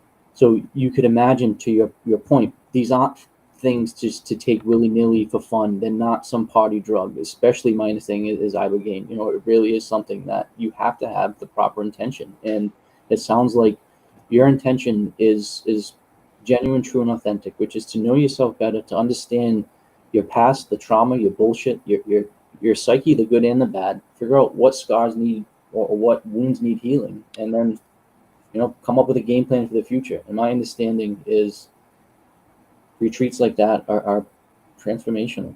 And Ibogaine, and I personally have not experienced that, but after hearing him talk, it's something that, you know, I'd like to experience at some point, because I'm not running from my shit anymore, and I want to own it. I want to name it. I want to put that badge on my soul sash, so to speak. I want to get the T-shirt for going, and yeah. So if it's difficult, but it's going to change my life for the better, then sign me up. And I like I said, I'm happy for you, but I also applaud your balls. Excuse me, but it takes them to go do what you're going to do, and I can't wait to hear what's going to happen. And again, not to stop, you know, just patting you on the back, but you're going to go there now with it. You already have experience, but now you have a platform and a voice to help share the message. I'm sure you're going to meet some amazing people there, and you know, you now are a data point that is going to keep rippling and resonating and adding new data points. And again, I applaud you for doing that, because you're not just doing this for yourself, you're doing it for a community of people. Yeah. It's fucking intense though, man. Did you learn of that program from Michael Branch, the former Navy SEAL who we had on the show? Yes, and if you guys haven't checked out his episode, Michael Branch was a former Navy SEAL and a Navy SEAL instructor, multiple deployments. He told us his story of these are very similar stories, and not just with veterans. It's similar to Adam's story. It's similar to my story. But me too, but he came back from combat, had a bunch of problems with substance use, alcoholism, relationships. He was fortunate to have like a wife who, you know, basically told him the truth, but never gave up on him. And he got sober, and he now has been a mental health counselor. I met him in my mental health counselor training at the University of Southern California, and I was lucky enough to hang out with him there. And I came on the show, and he's the one who told me about that mission within. He's never actually done psychedelics, not since he did when he was younger for the wrong reasons, but he never did it for his PTSD. But he connected me to that organization because they're run by a former special operations guy. And I feel like those are the guys I want to do it with. I don't tell my war stories, but I will say that I had probably one of the most traumatic jobs you could have in the military without being a special operator. Yeah, I'm a raw guy, you guys. I'm an honest guy. And I was literally talking about how I avoid my inner self with my therapist yesterday. So, you know, this is something I've been doing for a long time, avoiding myself. I used to avoid myself by like staying super busy and like exercising way too much and like trying to high achieve at literally everything. And then I hurt myself 3 years ago, and I got that my physicality was taken away from me. I was the most physical person I knew. I was the most fit person I knew, but it wasn't in a good way, because like I was extreme about it. And it's like being addicted to working out. Is like I said, I told you guys I do the same thing with ice cream, right? And if it's available to me, I'm going to go balls to the walls on it. And so I'm trying to take this like injury that like I still deal with every day, and I'm getting better and stronger every day, but as like it sucks so bad, but it's been a learning experience for me, because I've been forced to learn more about myself. And I think I'm ready, to go try this out, but I am scared. So I appreciate your encouragement. But yeah, I don't know. Mike, would you ever do one of those retreats? I would need time to prepare. Because my thinking with that type of thing is always like, I know how I ought to behave. I know how I ought to live my life. I'm not always 100% there. What am I going to do? take a trip like that, the first message is going to be, hey, you need to straighten up this, that, and the other. And if I already know I need to straighten up this, that, and the other, I'm going to go spend a month and straighten that out before I go on the retreat. You know what I'm saying? That's sort of my stance on it. But I think you're doing the right thing by going with your group, just like Adam was saying. Find that group of people that share the same, that are recovering from the similar wounds that you're recovering from. That's going to be your best environment to recover. I appreciate that, man. I have a discovery call with them on June 16th, and then I don't know what happens after that, so I'll keep you guys posted. Not that I'm some trained psychologist or that I've had kind of all the answers, but I know with me what really helped was it's not trying to dissolve the ego or get rid of the ego or shut up all those voices, because there is going to be some nasty stuff that gets churned up, but you almost have to embrace it with love and with understanding. And if it's childhood trauma, then approach it like you're talking to your 8-year-old self. If it's because you've had a broken heart and you've got some unresolved issues with relationships or trust issues or whatever, like understand that. And my body's covered with tattoos as reminders, where there's no way that I can remember all the people that have screwed me over or all the tough times in my life. I'm constantly reminded of it, but it's in a positive way. And so it's not a matter of like shutting up or forgetting your past. It's really loving it, embracing it, using the knowledge you've learned from it, good and bad, and using it as part of your story. And if I could too, that this has been helping me out as far as all the fluctuations and swings in my life, where I'm big into like the Hermetic principles and these common things that have been shown through ancient times and kind of been passed down. And that the law of like ebb and flow and vibration and polarity and all, basically all of the 7 Hermetic principles all kind of relate to this dynamic ebb and flow. And I'd like to say that if your vessel, your experience, your soul or whatever has experienced some really dark, nasty, horrible, painful stuff, then there is an opposite and reciprocal part of that scale that you are now able to receive and able to resonate with. And now that's the natural kind of course of it. So whatever you've been able to deal with in the depths, now you can swing to the heights and experience unconditional love and light and beauty and connection to source and all of those things, where without it, like if all you've had was a beautiful, great life with no trauma and everything was peachy, and it's almost like you need the opposites. But for people like us, we've unfortunately had a lot of the bad or darker or negative quote unquote side of it. But like I said, now our vessel is ready, worthy, and capable to receive all of that other stuff. And I can say that that's not just hyperbolic bullshit statement, because for literally my entire adult life, I surrounded myself with all of the dark, nasty shit, and I didn't think myself worthy of love and good communication and positive relationships and encouragement and like all of that stuff. Where now, like I said, on a 3-year kind of new cycle, I can say that I needed those dark things, because now and I think I said this last time, every sip of coffee, every bite of ice cream, every time you make love to a woman, every time you see a hummingbird or a bumblebee or whatever it is, like I said, when you meditate and weed whacking, I don't have a single negative, bad, dark day, because I've had so many of them, and I'm not going back to that. So whatever you've seen and whatever you've experienced, use it as now, like, man, you can go that far to the extreme in the positive and in the light, and your body can take it. You're ready for it. You earned it.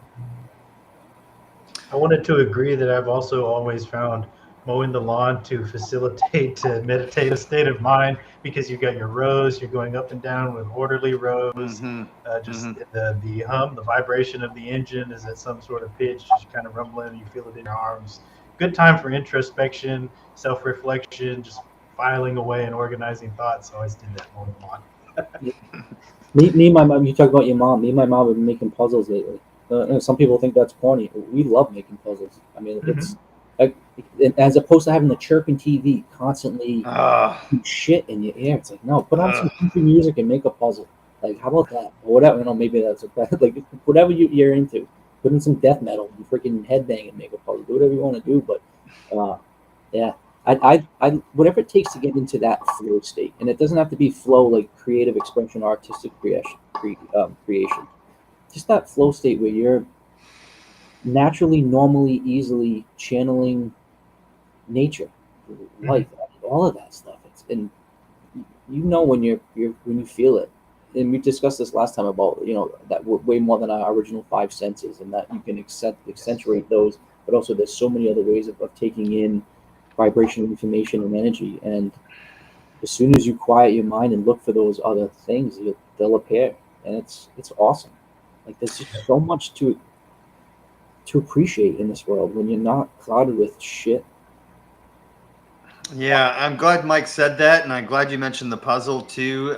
It doesn't have to be something, quote unquote, significant or something large. Like I was caught in this like phase of like high achieving. Like I had to high achieve, and I had to do like something amazing like all the time. So like if I entered a race, I was going to win the race. You know what I mean, or something like that. And I've been forced to settle that down a little bit, but when it comes to like, connecting to source or God or whatever you want to call it, and when it comes to like getting a look at your true self, the only ways I've ever been able to find that as an adult, because I remember the version of me as a child who could connect to that all the time. My mom, if she's still watching, she remembers him too. And he's your guide. Find that little boy, man. Well, the only times I've been able to find it as an adult have been like running, but it had to be like early in the morning when no one is awake, and it only would kick in after like I'm talking 5, sometimes 10 miles, and then all of a sudden I'm like I feel like my 11-year-old self where I'm like open to anything, and my mind and creativity is going wild, and I don't feel distracted by stupid shit. And then also the other way was hiking. So hiking out in nature, and then it's that point where you get to the top of the mountain or wherever it is you're trying to get to in the hike, and nature would do it for me too occasionally, but. That's why I'm going to the retreat, because I want to learn how to invoke that guy whenever I want. You know what I mean? Because there's sometimes where I'll be like at a concert that I've been waiting to see forever, and then I'll spend 30% of the time like unhappy for some reason, and that's ridiculous. You know what I mean? Or even worse, recording it on your phone so you can watch it later, or posting social media clip. They're not necessarily saying you. But yeah, instead of just being present, be mindful.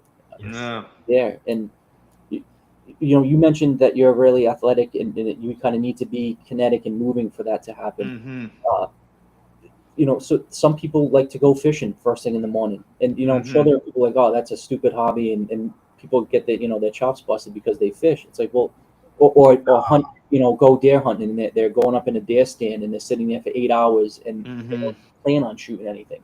It's like, to me, those people are taking the time for themselves, and whatever that needs to be. Maybe for some, I mean, I don't want to sound sexist, but like if it's shopping, maybe whatever. Go. If that's what makes you be able to go, whatever release.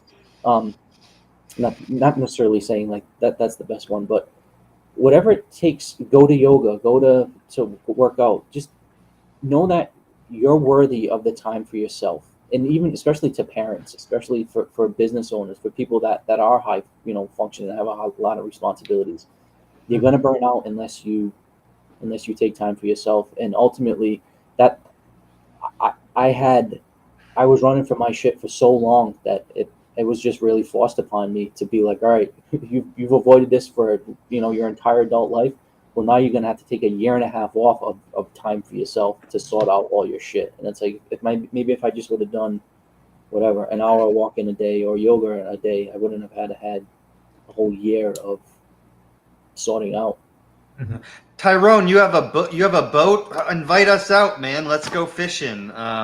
Tyrone lives here in Georgia. He lives in Savannah, in the same state as us. So that's always nice to have a friend in the same state as us. Mike, you have if you're interested in sharing, you have a sort of a morning healthy grounding routine that you do. I don't know if you're still doing it regularly, but you want to tell us about that? Morning routines is a topic we could pontificate on this all evening. Morning routines, and there's different flavors and variations of good ones.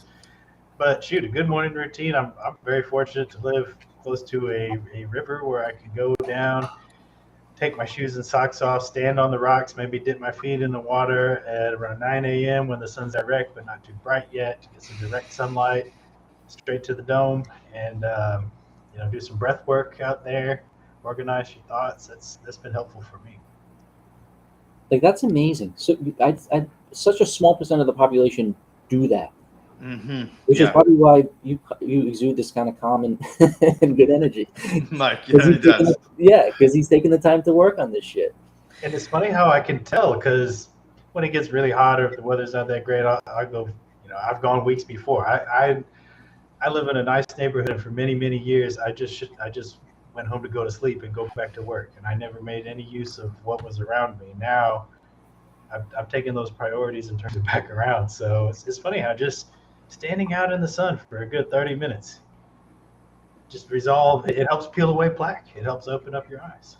Because you never know when that's going to get taken away from you, whether it be a physical accident or, just appreciate that every day. Because you never know. It's true. And it reminds me of like if you just watch a plant, if you all of a sudden, if you close the blinds for like 3 days, and your plants will start going like this, and then you open the blinds and then they rise up. The same thing happens with water. And these are small things that they're not small. I mean, it's obviously the fucking sun, excuse my language, but it's it's these regular things that can change your physiology quite literally. And there's something that I wanted to mention about what Mike does is my mom says that's wonderful, Mike, and I agree. What Mike does is connect his feet to the ground. Yes. In grounding. Tell us about that, Mike. So let's be clear. I mentioned that in the routine earlier. There's a point to that. The body is an electrical system. And when you connect your feet to the earth, you're connecting to the entire global electric circuit, which affects weather around the earth. Basically, there's evidence that our brains operate in a radio frequency, and that there's areas in the atmosphere where that stuff bounces around. So I beam out positive, willful intention into the radio waves on purpose while I'm grounded to the earth electrically. There's a very clear purpose to that. And even if it's all fluff and people are being like, oh, that's bullshit, that doesn't work. For you to be sitting there projecting that type of calm energy, and it's working for you. It has palpable results in your own physiology, because you're not stressed, anxious. You don't have, all of the nasty stuff running through your system. You have just the opposite, all of that calm. I think that's beautiful. I'm just picturing you out there putting good energy into the ground with intention, though, not just some fake shit. Being like, no, I'm actually I'm gonna impart and put my own good energy into the earth and do it with real energy and intention. I think it's awesome.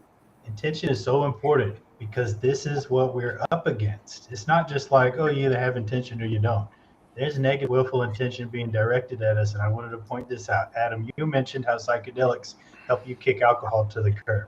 Dave, when you were scrolling through the website for that retreat, it showed an article about using psychedelics to curb opioid addiction.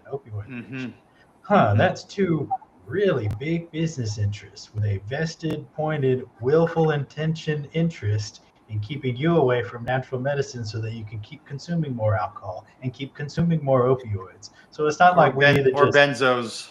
It's not like we either just set our intentions or we don't. We're setting our intentions against the greedy forces that are trying to keep people enslaved. That's the point. I agree. You're not going to make another point too, as we're talking about morning routines and what we need to do to just live a better life. I think a lot of people miss or don't take into account how important who you surround yourself with and the type of relationships and the type of conversations you have with people. And I know myself, and moving back in with my parents, I hate to say it, but listening to the tone of voice, the inflection, some of the just stuff that's been there for 25 years, where you just stop for a moment and realize what you're saying about yourself to other people. And part of my journey obviously was knowing myself, learning about myself, loving myself, then respecting myself, knowing that I was worthy of all of these things. But now I don't have any tolerance for anybody that doesn't wish me the best, want the best for me. And that doesn't mean I'm looking for yes men or you have to agree with me. Not at all. Just have integrity, have character. But the friends that I used to hang with before, we would laugh and joke and go out to the bar and drink and do all that stuff, and they'd have my back, and we tell business stories. That's all well and good, but as soon as the drinking goes away, or as soon as I didn't have money to go to those bars, or as soon as I couldn't hang with those guys like I could, I was basically cast aside. And especially now that I'm now I don't drink, it's like, oh, what the fuck, well, I don't even talk to those people anymore. The people that are in my life now. Now, you mentioned one of your prior guests where their wife had to say give them some tough love and be honest. So once again, it's not just saying everything's all beautiful and sparkly rainbows, but only allow people that have your best interest, that love you like that.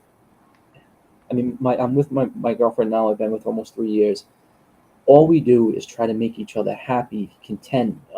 It takes such little effort to try to be there for the person like that, because it's genuine. It's easy. It's like, how do you? I mean, if you really like dogs, you don't have to work up. It's very easy to get happy to see a dog. It's just like, oh, it's a puppy. Like, I want to go grab its face. It's with work, and that's why I had to kill that guy, because he wasn't resonating with me. He was a shady guy that was taking money, and then he ended up taking it from me. So it's like, fuck you. I don't have any tolerance for that. If you're a dark, nasty person that is trying to steal or whatever, that's just not what I want to be around. And now, like the crew of guys that I landscape with, man, it's such a great group of guys. We bring each other up. We support each other. And I doubt he's listening, so I can kind of talk about him. But there's a gentleman, he's younger. He lost about 100 pounds over the last couple of years. He's a young guy. He's never really been in any real relationships. And he said something the other day that he was like fat and ugly. And I was just like, dude, I'm like, you're not fat or ugly. I'm like, actually, you're very handsome. And I'm like, you've lost like 100 pounds since I've known you. Like, you need to be proud of yourself. And I kind of like went into him, and it was just like, dude, please don't say that, because you're not. Like, I wasn't saying anything lying to him. I was just giving him a genuine compliment. And then, the boss kind of backed me up and was like, yeah, dude, like, whatever. And then you start hyping him up, and you see him just stand there a little bit straighter, a little bit with his shoulders apart, a little bit like, yeah, I am feeling good. I am feeling strong. And it's like, that's the people you need, as opposed to some asshole that be like, yeah, you are a fucking whatever. Or there would be so many easy kind of dickhead things to say that would just easily come off the cuff of so many people. But it's like, no, you know what? I have no tolerance for that talk about me or people I care about. And it's so great when you have moms, dads, friends, people that are there that really will bring you up. And if you have a bunch of people bringing you down, or they're the ones trying to whatever put their thumb on you, get them out of your life and connect with other people, because that's big. Get your inner circle, get your mastermind group there, and don't tolerate or take anything less than integrity, character, love, connection, all that. I love that story, Adam, about your friend that you landscape with. And I wanted to say, I hate the term toxic masculinity as it's called in the media. That's not what I'm talking about. But what I'm talking about is sometimes men feel like they can't say something like that. Like I told you, you look great, Adam. Like you look better than last time we saw you, and you look great then. But some men feel like they can't say that, or sometimes it makes them uncomfortable. But I always try to do that because I think it's important. It's a masculine thing to do to show love to another man, right? I think. And I feel like if you're a man out there who doesn't have a group of friends, a group of guys to hang out with, you don't have like a handful of buddies that support you, and you can go play darts, or you can go shoot pool, or you can go hiking or hunting or whatever it is. There's ways to find groups like that. Men really thrive. I know women do too, but just from my experience, men really thrive in a group, and there's a little bit of like, you know, giving each other shit, which guys do, which is totally different than you know, what you described, which is just shutting somebody down. But like mostly it's really supporting. And I really want to shout out, this man right here is my oldest friend. Okay. I've known this guy since the 3rd grade. He lives in Nova Scotia. We were best buds when we were poor kids in Nova Scotia, and we reconnected around the time of that's making me a little emotional actually, but we reconnected during COVID, at the beginning of COVID, and we hadn't talked in 15 years or something.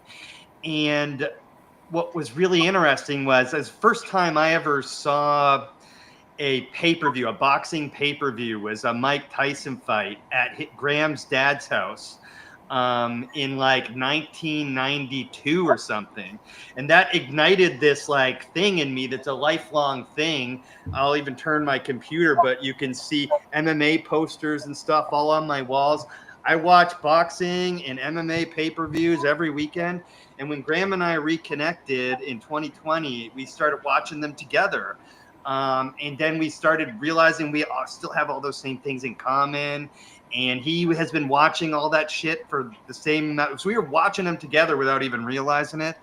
And we support each other. We talk every day. And the cool thing is that for the first time on June 14th, Graham and I are going to a UFC event in Atlanta together. And we are so fucking pumped about it. And so I just wanted to share that. Thank you for jumping in the chat today, Graham. I love you, bro. And if your friends don't talk to you like you just did to Graham, then find new friends, because that's what it's all about right there. You get a group of people like that have, and your face just lit up when you came on and you started talking about it. That wasn't fake. That was genuine and authentic, and that's real. And you know what? When shit hits the fan, you may need each other to lean on, and that's the whole point of me, coming on today again, was that, and you just said it. If you don't have that group, there's ways of finding it. There's ways of connecting, and again, you're not alone, because you just need to be listened to and heard and treated like you're a human. And some people just are really lacking that, just that human to human interaction. And man, that was awesome to hear, because that's what it's about. Not, oh, let me buy you around and whatever, some shit. Yeah, for sure. I wanted to ask you, like, as I didn't really get to ask you last time we talked. You told us your story about, using the mushrooms and then moving on to DMT. How do you use DMT like now, like in your life now? Like, is there a routine, or is there like how does that work? Like, is there like, sometimes you maybe just feel like you need it, or what? Yeah, it's a really good question. It's weird how it calls to you when you are looking, like when the message is there to be received. So the honest short answer to your question is, I use it, I'd say maybe 3-4 times a month would probably be the average. Now, there are times when I would do it 3 or 4 times in a week, and then there'd be a time, where a month and a half, 2 months would go by that it just didn't seem right or off. Now, DMT is going to amplify pretty much any sensation or feelings that you have and make it times a million. So like last week, I had a desire to go in and explore that space, but I got DMT, I got poison ivy the first week of landscaping. So that took DMT right off the table for a good week, where I was like, yeah, I'm not going into DMT, because it's the second you take that hit, everything gets amplified. So you'll have no choice but to be hyper aware of the poison ivy rash, and it won't be a useful experience. You go nuts. My normal routine is to use it at night when I'm in bed, typically right before bed. Ideally, my girlfriend is there. She kind of holds space and is just a grounding feeling, and it is somebody that can not only absorb and amplify the vibrations as needed, but we really have this beautiful interaction that happens. So it would be at night with the intention. Typically, anytime I do it, I have a 15-20 minute session where it's kind of prayer / gratitude. Why am I going into this space? And sometimes it's just I want to go there and express love and gratitude, and I'm there as an observer, and whatever I get, I'm grateful. Sometimes it's, is there any insight I can have with my next career move? Is there any whatever? And then, and not that necessarily conveys every time into how the trip goes out. Sometimes,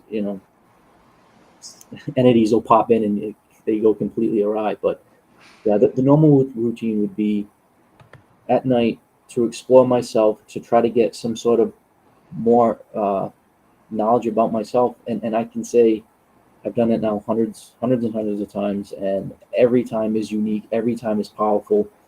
There are times when I think I'm going to do it, and kind of like right before it's like, yeah, it's off. And then there will be times where I'd have no plan on doing it. I'll get home and it's come 7:30 at night. It's like, yeah, somehow like tonight's the night. It's whatever. It's a full moon. The energy's right. I've been having goosebumps for 45 minutes straight. I have this twinkling in my back of my kind of like head, being like something's trying to connect with you, and I'll listen to my body. Just like we said before, whether it's take a nap, drink more water, or sometimes it's not the right time to go into that space, and other times it's, hey, there's some shit you want to get into. But the best part, I should say best, but you're talking about taking your trip where you're going away for several days. My understanding is those molecules take hours and hours to kind of work through your system. When you're smoking DMT anyway, it lasts 6, 7, 8 minutes. There's no hangover. There's no you really can get a lot of therapeutic value and then be able to integrate it very quickly, because you're not spending 8 hours in this psychedelic kind of realm where you're disoriented. Right. Then you have to take a day out of work the next day to kind of write it down and figure it out. You're really going in hyper lucid, hyper aware, getting in multiple, a shitload of data points when you're in that 7-8 minute blast, and then coming back and you're able to continue on with your day, whether that's to go to bed to kind of dream about it, or whether that's to go make dinner. But you're able to really, it's 20 minutes a day, as opposed to an entire weekend where you got to plan and plan and plan and hope no one interrupts you. So do you have your girlfriend around when you're alone? No, typically she's with me. So I would say she does it maybe a quarter of the time that I do it. So she's still done it, 50, 100 times. She's a very, very seasoned DMT psychonaut. I have a lot more, I don't know, just intellectual curiosity about exploring these altered states of consciousness. And because I'm not married, I don't have kids, I don't have a career that has high responsibility. I've really dedicated my life to my own internal exploration of what my body can handle and explore. And then how do I help other people? Those are kind of the two big main channels that I'm focusing on. So, and this is I say it with humility and hopefully not considered hubris, but one of the times I was in that space, I really was considered, or I felt as though I get the message that part of my job is to translate the information in that space, that I have the ability to take complex information and break it down and to convey it to a large range of people, to try to take some of the sensational aspects away from it, approach it from a scientific viewpoint. And I can humbly say that I want to explore that space because I think there's a lot of information there that's helpful to mankind in general, and my brain, body, whatever, can handle it pretty well. So I explore it often, and I do it with intention, and I feel like I do it with a purpose and a mission. Question from Scarlett there. Can you see that, Adam? What are some of the things you see as far as when you go into a DMT space? I think so. That's what she means, yeah. So that's a tough thing for any artist or author to try to explain. What does a psychedelic vision look like, especially a DMT session? If you're familiar with Alex Gray's work, he's a visual artist that has a lot of complex kind of stuff going on in his work. I would say that hyperdimensional space is really complex, kind of like that. But that's where I think DMT is its own, or it separates itself from other psychedelics. Is you're typically not just like with shrooms or LSD, you're observing your normal environment just on these like tripped out kind of senses. Where if you get blast off into DMT, you get access to this other universal realm, and it has its own different set of physics and movement and dynamics. I would say it's spinning mandala, iridescent, constantly moving in and out. It's like you're in the center of it. At the same token, you're on the outside looking in, and it's. I mentioned in my book that there's this kind of like cosmic twitch that everything's kind of moving and kind of has a fluid dynamic that seems random, but it has an order to it as well.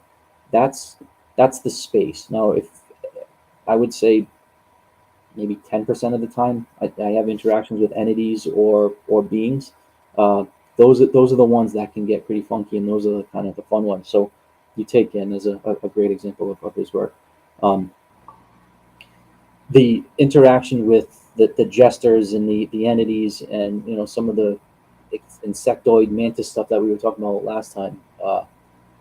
So that adds another layer of complexity. So you've got these sentient beings that are somehow communicating with you telepathically and conveying tons and tons of information interwoven in this dynamic. Yeah, it's I don't know if I confused or helped, but I said something to the effect of, it's like if you're in a like 3D IMAX theater where you've got everything just surrounding you and coming at you, and the seats are shaking, and the smells being pumped in, and the fog's that, like, everything is just hyper stupid, or I don't know. She said yes. That was a good explanation, and I wanted to dig it. Thank you for bringing that up, Mike. I wanted to dig. Does that even do it justice, that picture? Or like, is it like a small amount? Like, well, so anything that's still in 2D is not going to do it justice, because it's constantly moving, morphing, dynamic, and beyond a 3-vector kind of dimensional space. There's a lot of weird kind of physics going on, and I would say, that was visual art. So you're getting your eyeballs to see that. With DMT, so your body viscerally hums and vibrates and is truly like shaking and moving. Your ears are picking up, not only so you can hear your own heartbeat, you can hear like the synapses in your brain fire. You can hear blood oxygenating. Like, it's amazing the type of stuff that you can hear. Now, and then the sensations on your skin. So I mentioned, not to do it when you have poison ivy, but you can feel the different layers of your skin. You can, like, the muscle sinews. It's so crazy how complex all of these sensations feel. So yeah, just looking at one picture that's not moving is like 1% of it, because there's just so much going on, and you're just in this space, like, and you're part of it. You're kind of absorbed into it. You're not separate from it. You're in that weird kind of moving space as an observer and the observee. It's a weird dynamic. That's why, I got into DMT after exploring shrooms, and Dave, we were talking about this. That would be my recommendation. It sounds like you're kind of following it, where to get in before you start getting into some of these really, like, oh shit, to work your way into being comfortable with your physiology being altered in a psychedelic space. And I think shrooms allow that to happen in a way that people can have a little bit more control over it, whether it be by microdosing and then kind of pushing it a little bit further. It's a very, very intense space just to blast right off into DMT. Oops, you're muted, Dave. We can't hear you. Sorry, my bad. That's what we talked about. Is I hope I didn't just get you in trouble with your mom. No, my mom's cool. She's the best. She's the best. My mom was a hippie. Don't worry about her. But yeah, should I say this? I don't know. But I grew some fun guys that I haven't touched yet. And I was honestly waiting for Mike. Mike's coming in a few weeks. He's staying the night before we fly out to Palm Springs for Contact in the Desert. And I was hoping he'd babysit me for a blast off at some point. I feel like I need I don't know, somebody to just keep me in a good space. Yeah. But I may start with the micro sooner rather than later. In fact, I opened my medicine cabinet the other day, and there's this jar of friends in there that I haven't touched yet, literally. So yeah, I'm going to though. I because that's the advice you gave me, but I'm just a little nervous. Well, you'll find when I microdose, you'll find yourself just having, and actually, I gave my mom a microdose the other day, and I think it was like 1/4 of a gram. So, and I was like, well, how was it? She was like, well, I didn't really feel anything, and I didn't have any whatever. And it's like, well, that's the point. You're not supposed to be tripping balls or seeing things, or you should be able to go about your day-to-day life and do everything as normal. You just kind of realize at the end of the day, like, wow, I didn't have any anxiety. I found myself whistling. I found myself standing in line at the grocery store thinking about the dream I had, as opposed to why the fuck is this taking so long? And those are the, you kind of, it rubs off some of the sharp edges without kind of the abrupt, like, oh, wow, I completely changed. But with the visual. Yeah, because I mean, you really need to be prepared for that. That's something that, that's never going to get easy. As much as you can be comfortable in that space, it's always going to be pretty profound. Yeah, I played around with microdosing. Ordered some stuff from Canada, and I can't believe they mailed it here, but they did. And I did have that experience actually with that. I did that for about a month, and never once did I feel intoxicated. Never once did I feel out of control. I didn't see anything that wasn't there. But one thing I did feel was much more connected to myself. I felt looser in my body. I was enjoying things that I normally don't enjoy. And that's kind of what you described. I stopped. In the woods and you'll hear bird songs that you're like, oh, why haven't I noticed that before? And you're like, oh, correct. Shit. Well, correct. Those that are in your yard, but now you realize, oh, I walk by these flowers every day, and it's like, wow, those are beautiful. I was having that experience, correct. And then I had a health condition pop up that I thought may have been related to the mushrooms. I thought maybe I was having an allergic reaction, and it turned out to be something else that I won't get into. But so I've been kind of waiting for that to clear up before I start. Now I'm almost there.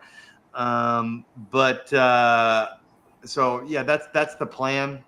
But I think I'm gonna wait for Mike. Mike's gonna babysit me. And if that's what guide you on your journey, then follow. Yes. Mike the shaman. Anyone could be a shaman, though. By the way, it's really just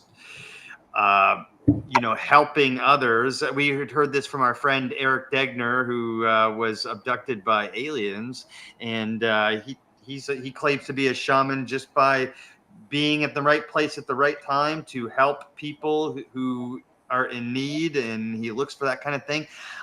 Graham is asking you a question. He said, I'm sure there are some who do, as everyone is different, but with all that going on, have you ever had anxiety or anxious moments on DMT, Adam? So perfect segue for what you just said about your buddy and the alien abductions. Yes. Yes.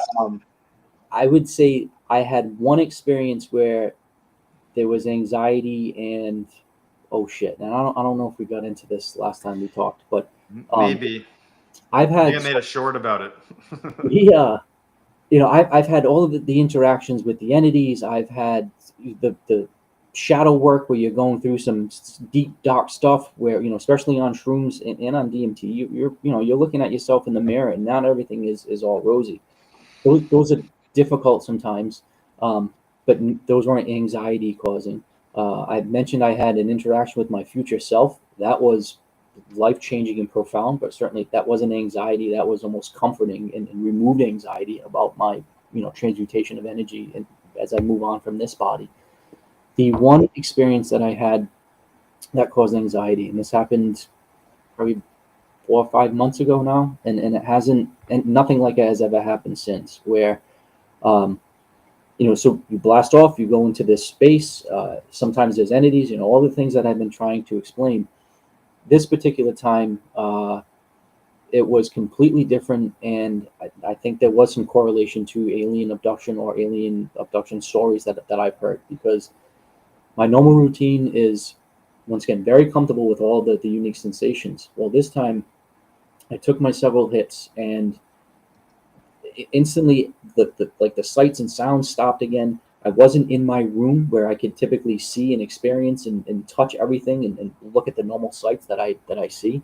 I felt as though I instantly was like transported to this place where it was just this blue space, like this blue gel, where I was suspended and I couldn't move. Now, again, I write about having sex on DMT and using psychedelics for all these creative things. So normally you can do so much more.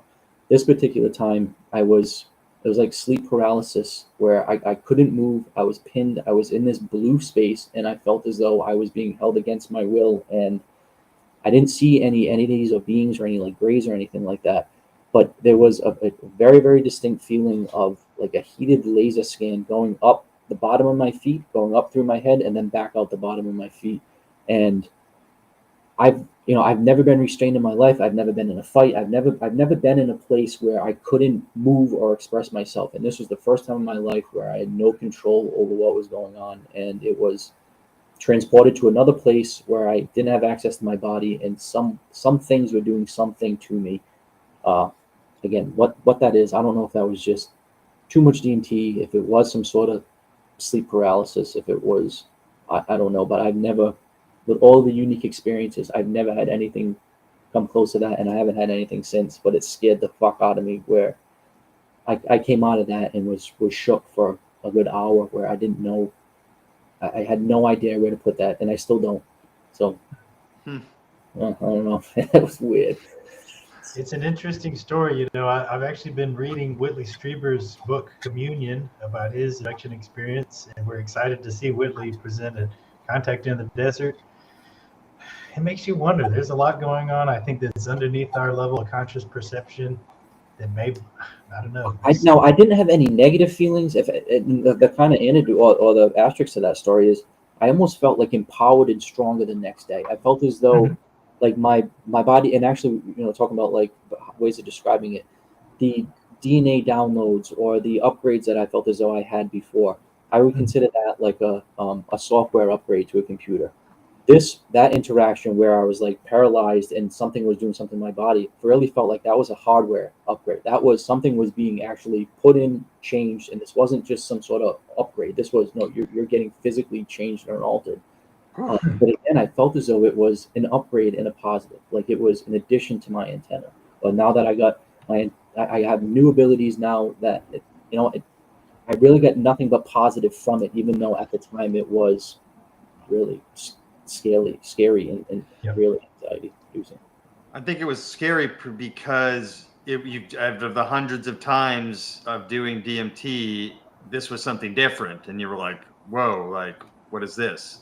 Yeah, there was no, and the fact that I had no control over my body in any way was the first time. That's always scary. I've ever experienced that. Have you ever experienced just good old-fashioned sleep paralysis without DMT? No, I have. Mike, have you? I don't know if you've told me before. Yeah.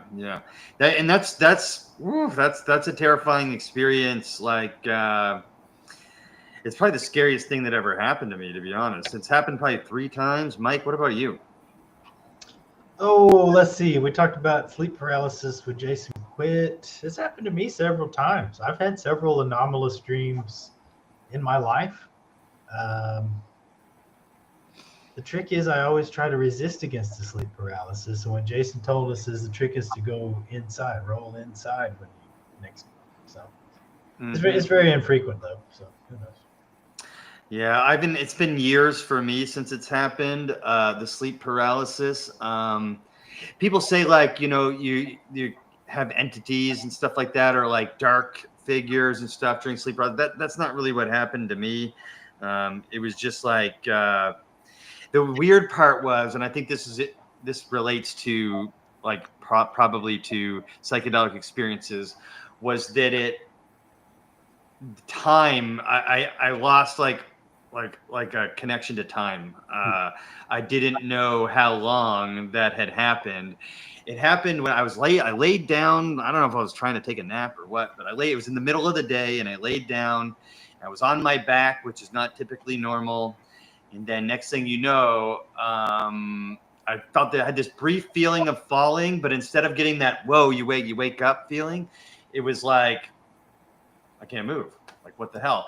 And like I felt like it was like 4 hours or 2 minutes. I wish I had like mantis beings talking to me and stuff during that time, telling me it was okay or something, because I was shitting my pants. I was like, "Rah!" Like trying to scream my way out of it. Yeah, that's how you know it's a real sleep paralysis dream. You're trying to yell, and I don't know. Am I sleep talking? Am I just mumbling or yelling? I'm always like grunting and trying to get out of that dream. Yeah. I was going to say it shows up that, well, not shows, but another example that there is a distinction between your physical and your energetic body, and yes, correct.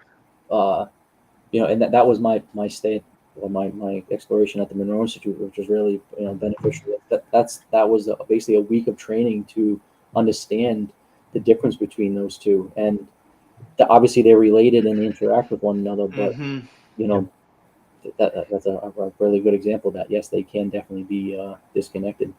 That's going to be my next thing after the trip I go on. Is I'm going to do the Monroe Institute, and let me know when you're going to go, because I want to go back. Maybe we can. Okay, yeah, let's do it. Where we can not talk to each other together. Actually, with that, it's 8 hours of quiet meditation throughout the day, but you do have a debrief, after each one, and the group mentality of that's why I'm going back actually. Okay. Yes. Cool. I'll let you know. Scarlett's mentioned meditation a couple times in the chat. There's certain types of meditation and there's certain types of breathing, like holotropic breathing and stuff, that people say they can elicit a psychedelic experience. Can you compare your like Monroe Institute experience with DMT in any way? Like what's the differences and what's the similarities? Well, yeah, both are, in my opinion, exploring altered states of consciousness and getting your body to tune into different vibrational energy. Now, one is being induced by DMT, the other one is being induced by their hemisync technology, which is basically just different binaural beats. But when we say with Scarlett, was talking about the meditation. Yes, Scarlett.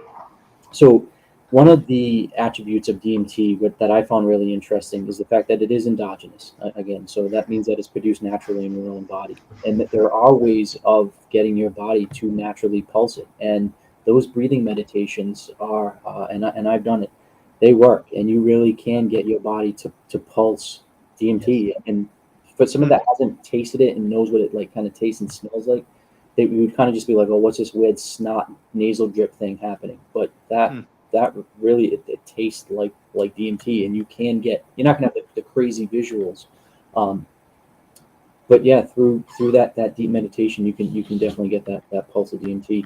I would recommend Joe Dispenza's book, Becoming Supernatural.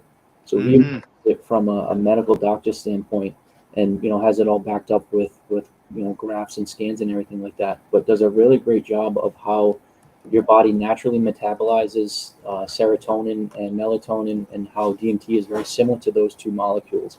And that's a very simple transformation of some really basic chemicals it's there. It can be easily gotten to, really. And that's kind of the beauty of, well, one of the beauties of DMT too, is that you don't necessarily need to go on and blast off with a DMT vape pen. You really can go out in the woods, sit on a mountaintop, and kind of get to the same bliss. And the ultimate goal is to be able to do that on command. when you're sitting at the DMV or you're whatever, when you're stressed out, you can kind of just go within, and with practice, it's a great skill set to have in your toolkit.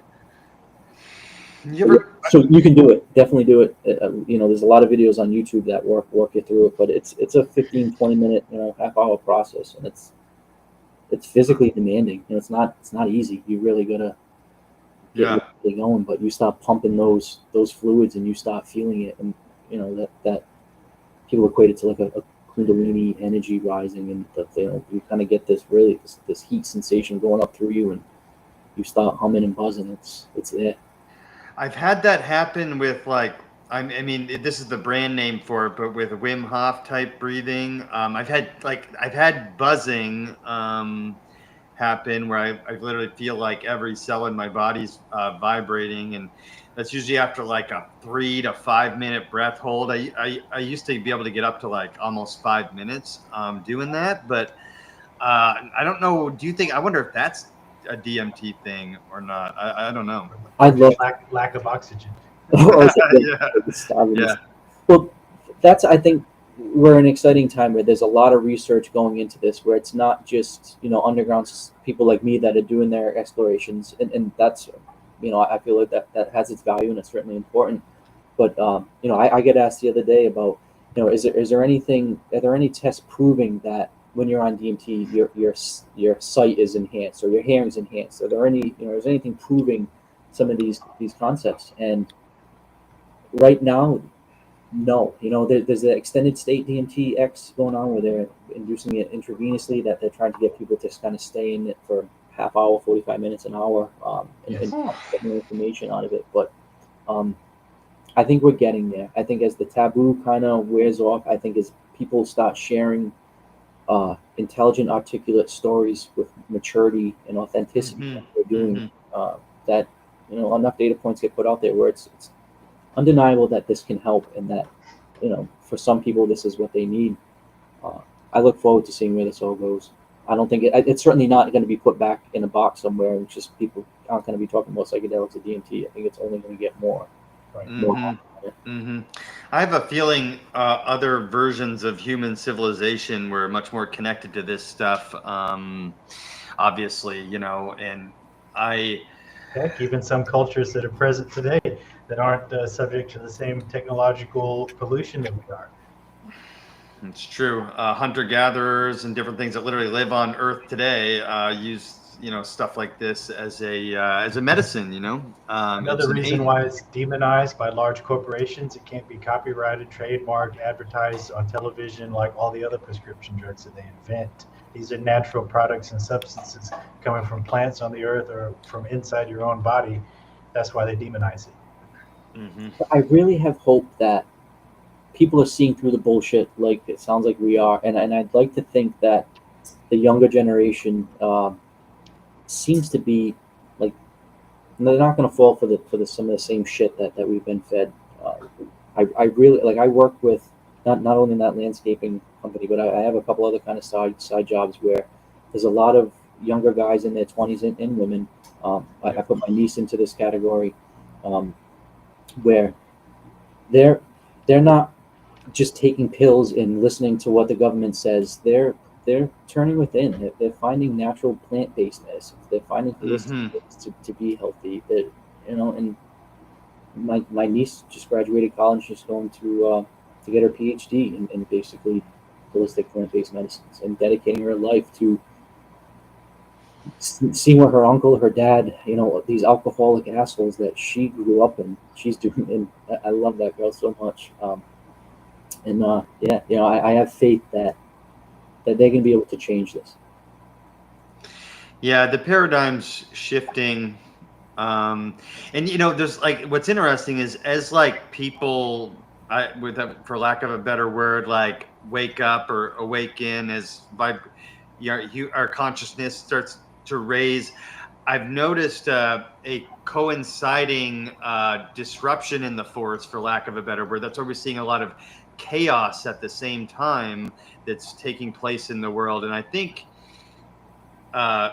it's all part of the process, it feels like to me. I don't know if that makes sense. Yeah, you need those ebbs and flows. You need the swings. You need the highs and the lows, and yeah, I think that's part of it. Yeah, yeah. Somebody loves you, Alicia. That's my girlfriend. That's Alicia. Thanks for So she's the tuning one that wrote in the book and wrote that chapter, Alicia Zangle. She just walked in from. Actually, I got to go have dinner with her at some point. We're gonna get wrapping up pretty soon. We also love you, Adam Butler. And thank you. But now, like that woman right there has been through. So I met her when I didn't have my money, I didn't have my status, I didn't have any of the shit. Literally homeless, kind of. And she's had my back through everything, and she's thawed my frozen heart. She's allowed me to love again. She's allowed me to embrace the opportunity to know somebody at a really deep level. And she is the biggest example in my life of the type of relationships that can really make being a human enjoyable. She's fucking awesome. And throwing it out there, you gave a shout out to your mom. I have the absolute best mother I could have ever asked for. She is my friend, my rock, been there for everything. And when I was going on the road and had that really tough, several months where I was contemplating literally every day, am I going to be here for the next meal?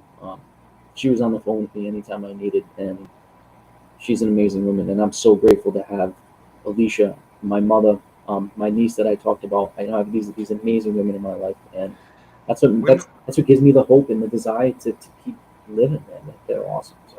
Women are the best, aren't they? Yeah. Yes, if you can appreciate them for how different and unique that they are, and you don't want them having the same type of attributes like that the guys have. And it took me actually to lose the interaction with some beautiful women to actually be able to appreciate the characteristics and aspects of femininity, and not only to embrace it and absorb it into my own, where we can give other men compliments and be comfortable in our own kind of sexuality, but to really embrace and understand the beauty of what it takes to be a woman, and that they are the ones that create life, that they have. And I just got goosebumps as they said that, because it's like, man, the power of the female vessel is just absolutely incredible. And with that comes so much unique characteristics that before, and just a perfect example of how psychedelics in a different perspective, the things that when I was with these other long-term relationships, the normal stuff that would piss off a lot of people, would just the normal quirks and nuances of an individual, those other women would piss me off, and it would turn into a fight, and it would turn into a headbutting, where pretty much, Alicia does the same things, and I look at her and I smile and I give her an extra hug, and it's like there's nothing that this woman can't do that I can't somehow put into a way of appreciating it, even if it's making me 10 minutes late, even if it's even if it's forgetting to do something. It's, you know what, I love you for doing that. And it's such a great way to look at your partner. Well, the ladies are loving you. My mom too. And we love you here. Thanks, Mom. Thanks to everybody's mom. I'm blessed as well to have a wonderful mother. And I had a great childhood. I couldn't have asked for more. So I appreciate that. Yeah, well, no one loves you. Sorry, no one loves you more than your mom. You're lucky. And as we say here, that we started the conversation with, we're here for anybody that needs to talk, and we offer ourselves as a shoulder to lean on. I offer my mom to people. Like one of my close friends lost their mom when she was early. Two of the guys I work with, they don't have their moms, and it's like, you know what? My mom will make you a sandwich, and she does. My mom will pack you extra cookies, and she does. And my mom will be there if somebody needs to hear the perspective of what it's like to have a mom go through a suicidal son and to talk off the cliff. Like, that's the point, is maybe my story won't resonate with you, but my mom's will. And my mom will be there for you, just like I'm sure if your mom would be able to help somebody and genuinely get them through some shit, they'll be there. And that's the whole point of this, is that reach out. They're there. You're not going through this alone, the good and the bad, but especially the bad if you need somebody to take some of that weight off. And if I could, I ended the podcast this was maybe a couple of weeks ago, where I said something to the effect of, everybody's going through a dark place, and if they need somebody to give them one reason to stay on this planet just one more day, to reach out, and I guarantee you I'll give you that. And a woman actually sent me an email saying, and I heard you say that, and I need to hear one reason to stay on this planet today. And it was like, whew, like about saying the right thing at the right time and it landing to the right person, and to be able to respond to that. So yeah, I'd like to end it with that, where if anybody needs a reason to whatever, man, to have a light shine on your darkness, to stay on this planet for one more day to figure this shit out. I'm here. I know you're here, and I know our inner circles are here, because that's what we're going to be doing now. So, what an uplifting show, Adam. Yeah, thank you so much. It's always a pleasure, and that was a really great message. So we appreciate that. Thanks, man. And I look forward to keep connecting you with awesome people. And seeing where you guys grow and do it. And man, I hope we get to go to some of these events and conferences and stuff together. And we'll do it. Maybe Monroe, maybe Egypt, maybe wherever. To help that out, to support that, buy Adam's book. Buy Adam's book on Amazon. Use the link that we provide to support both us and Adam. Hooray! Yeah, and if we will bring Adam on one of our trips, if you guys all buy enough of these books. Mike, hit the music, man. Let's start rolling out. Yeah, just a little wrap up. Where can everyone find you, Adam, besides this Amazon link? My email is booksbyadambutler@gmail. Put that in the chat. booksbyadambutler@gmail. Yep. And then I'm on Instagram, and I just started a YouTube channel where I'm putting some original videos out. So those would be the best ways to connect. I think it's Books by Adam Butler and then Butler DMT Field Guide. Either one of those two will get you located to me. But and as much as you showing support for the book, I appreciate it. If anybody wants a free PDF copy, I'll happily email you a copy as well. I'd much rather have you have the message than be worrying about spending money if you don't have it. Adam, you're the best, man. We're getting a lot of great feedback in the chat. I'm not gonna post. Well, we can keep flashing them up, but like, this is my favorite kind of show because it's uplifting. It's not focusing on all the negative crap in the world, and we really get to connect with our audience. And that's what I wanted to lead that into. We love you guys. Thank you so much for all your support. Thank you for watching. Again, you don't have to subscribe to our channel or buy a book or buy some hemp products or whatever we said before. You can support us just by coming in the chat, saying hi, sharing this show with other people, liking, subscribing, that kind of thing. We want to bring more episodes like this to you guys, and this is fun for us. Doesn't feel like work, does it, Mike? No, this is great. We're so thankful for Adam coming on the show today. Thanks for all your viewership, watching, listening on whatever platform you prefer, and we plan to do it all again this time next week. Until then, be safe and be kind, everyone. Thanks for watching the show. And check out Michael Roca, dropping tomorrow, 6 p.m. Eastern. Check out creator of Multiverse, as well as Cosmic Monday, starring Danny Hillman. It was an incredible interview. Comes out Monday, 6 p.m. Eastern. These are the meat of our show. We put a lot of time and effort into these, so please watch them. Thank you so much. And hey, love you guys. Thank you. Peace out. Oh, real quick, I wanted to shout out Philip Summers. He's a little bit late, but he's coming on the live stream next week. He has a TikTok, and he's a ghost hunter. So let's go. Let's go on a ghost hunt. All right. Bye, guys. Have a good night.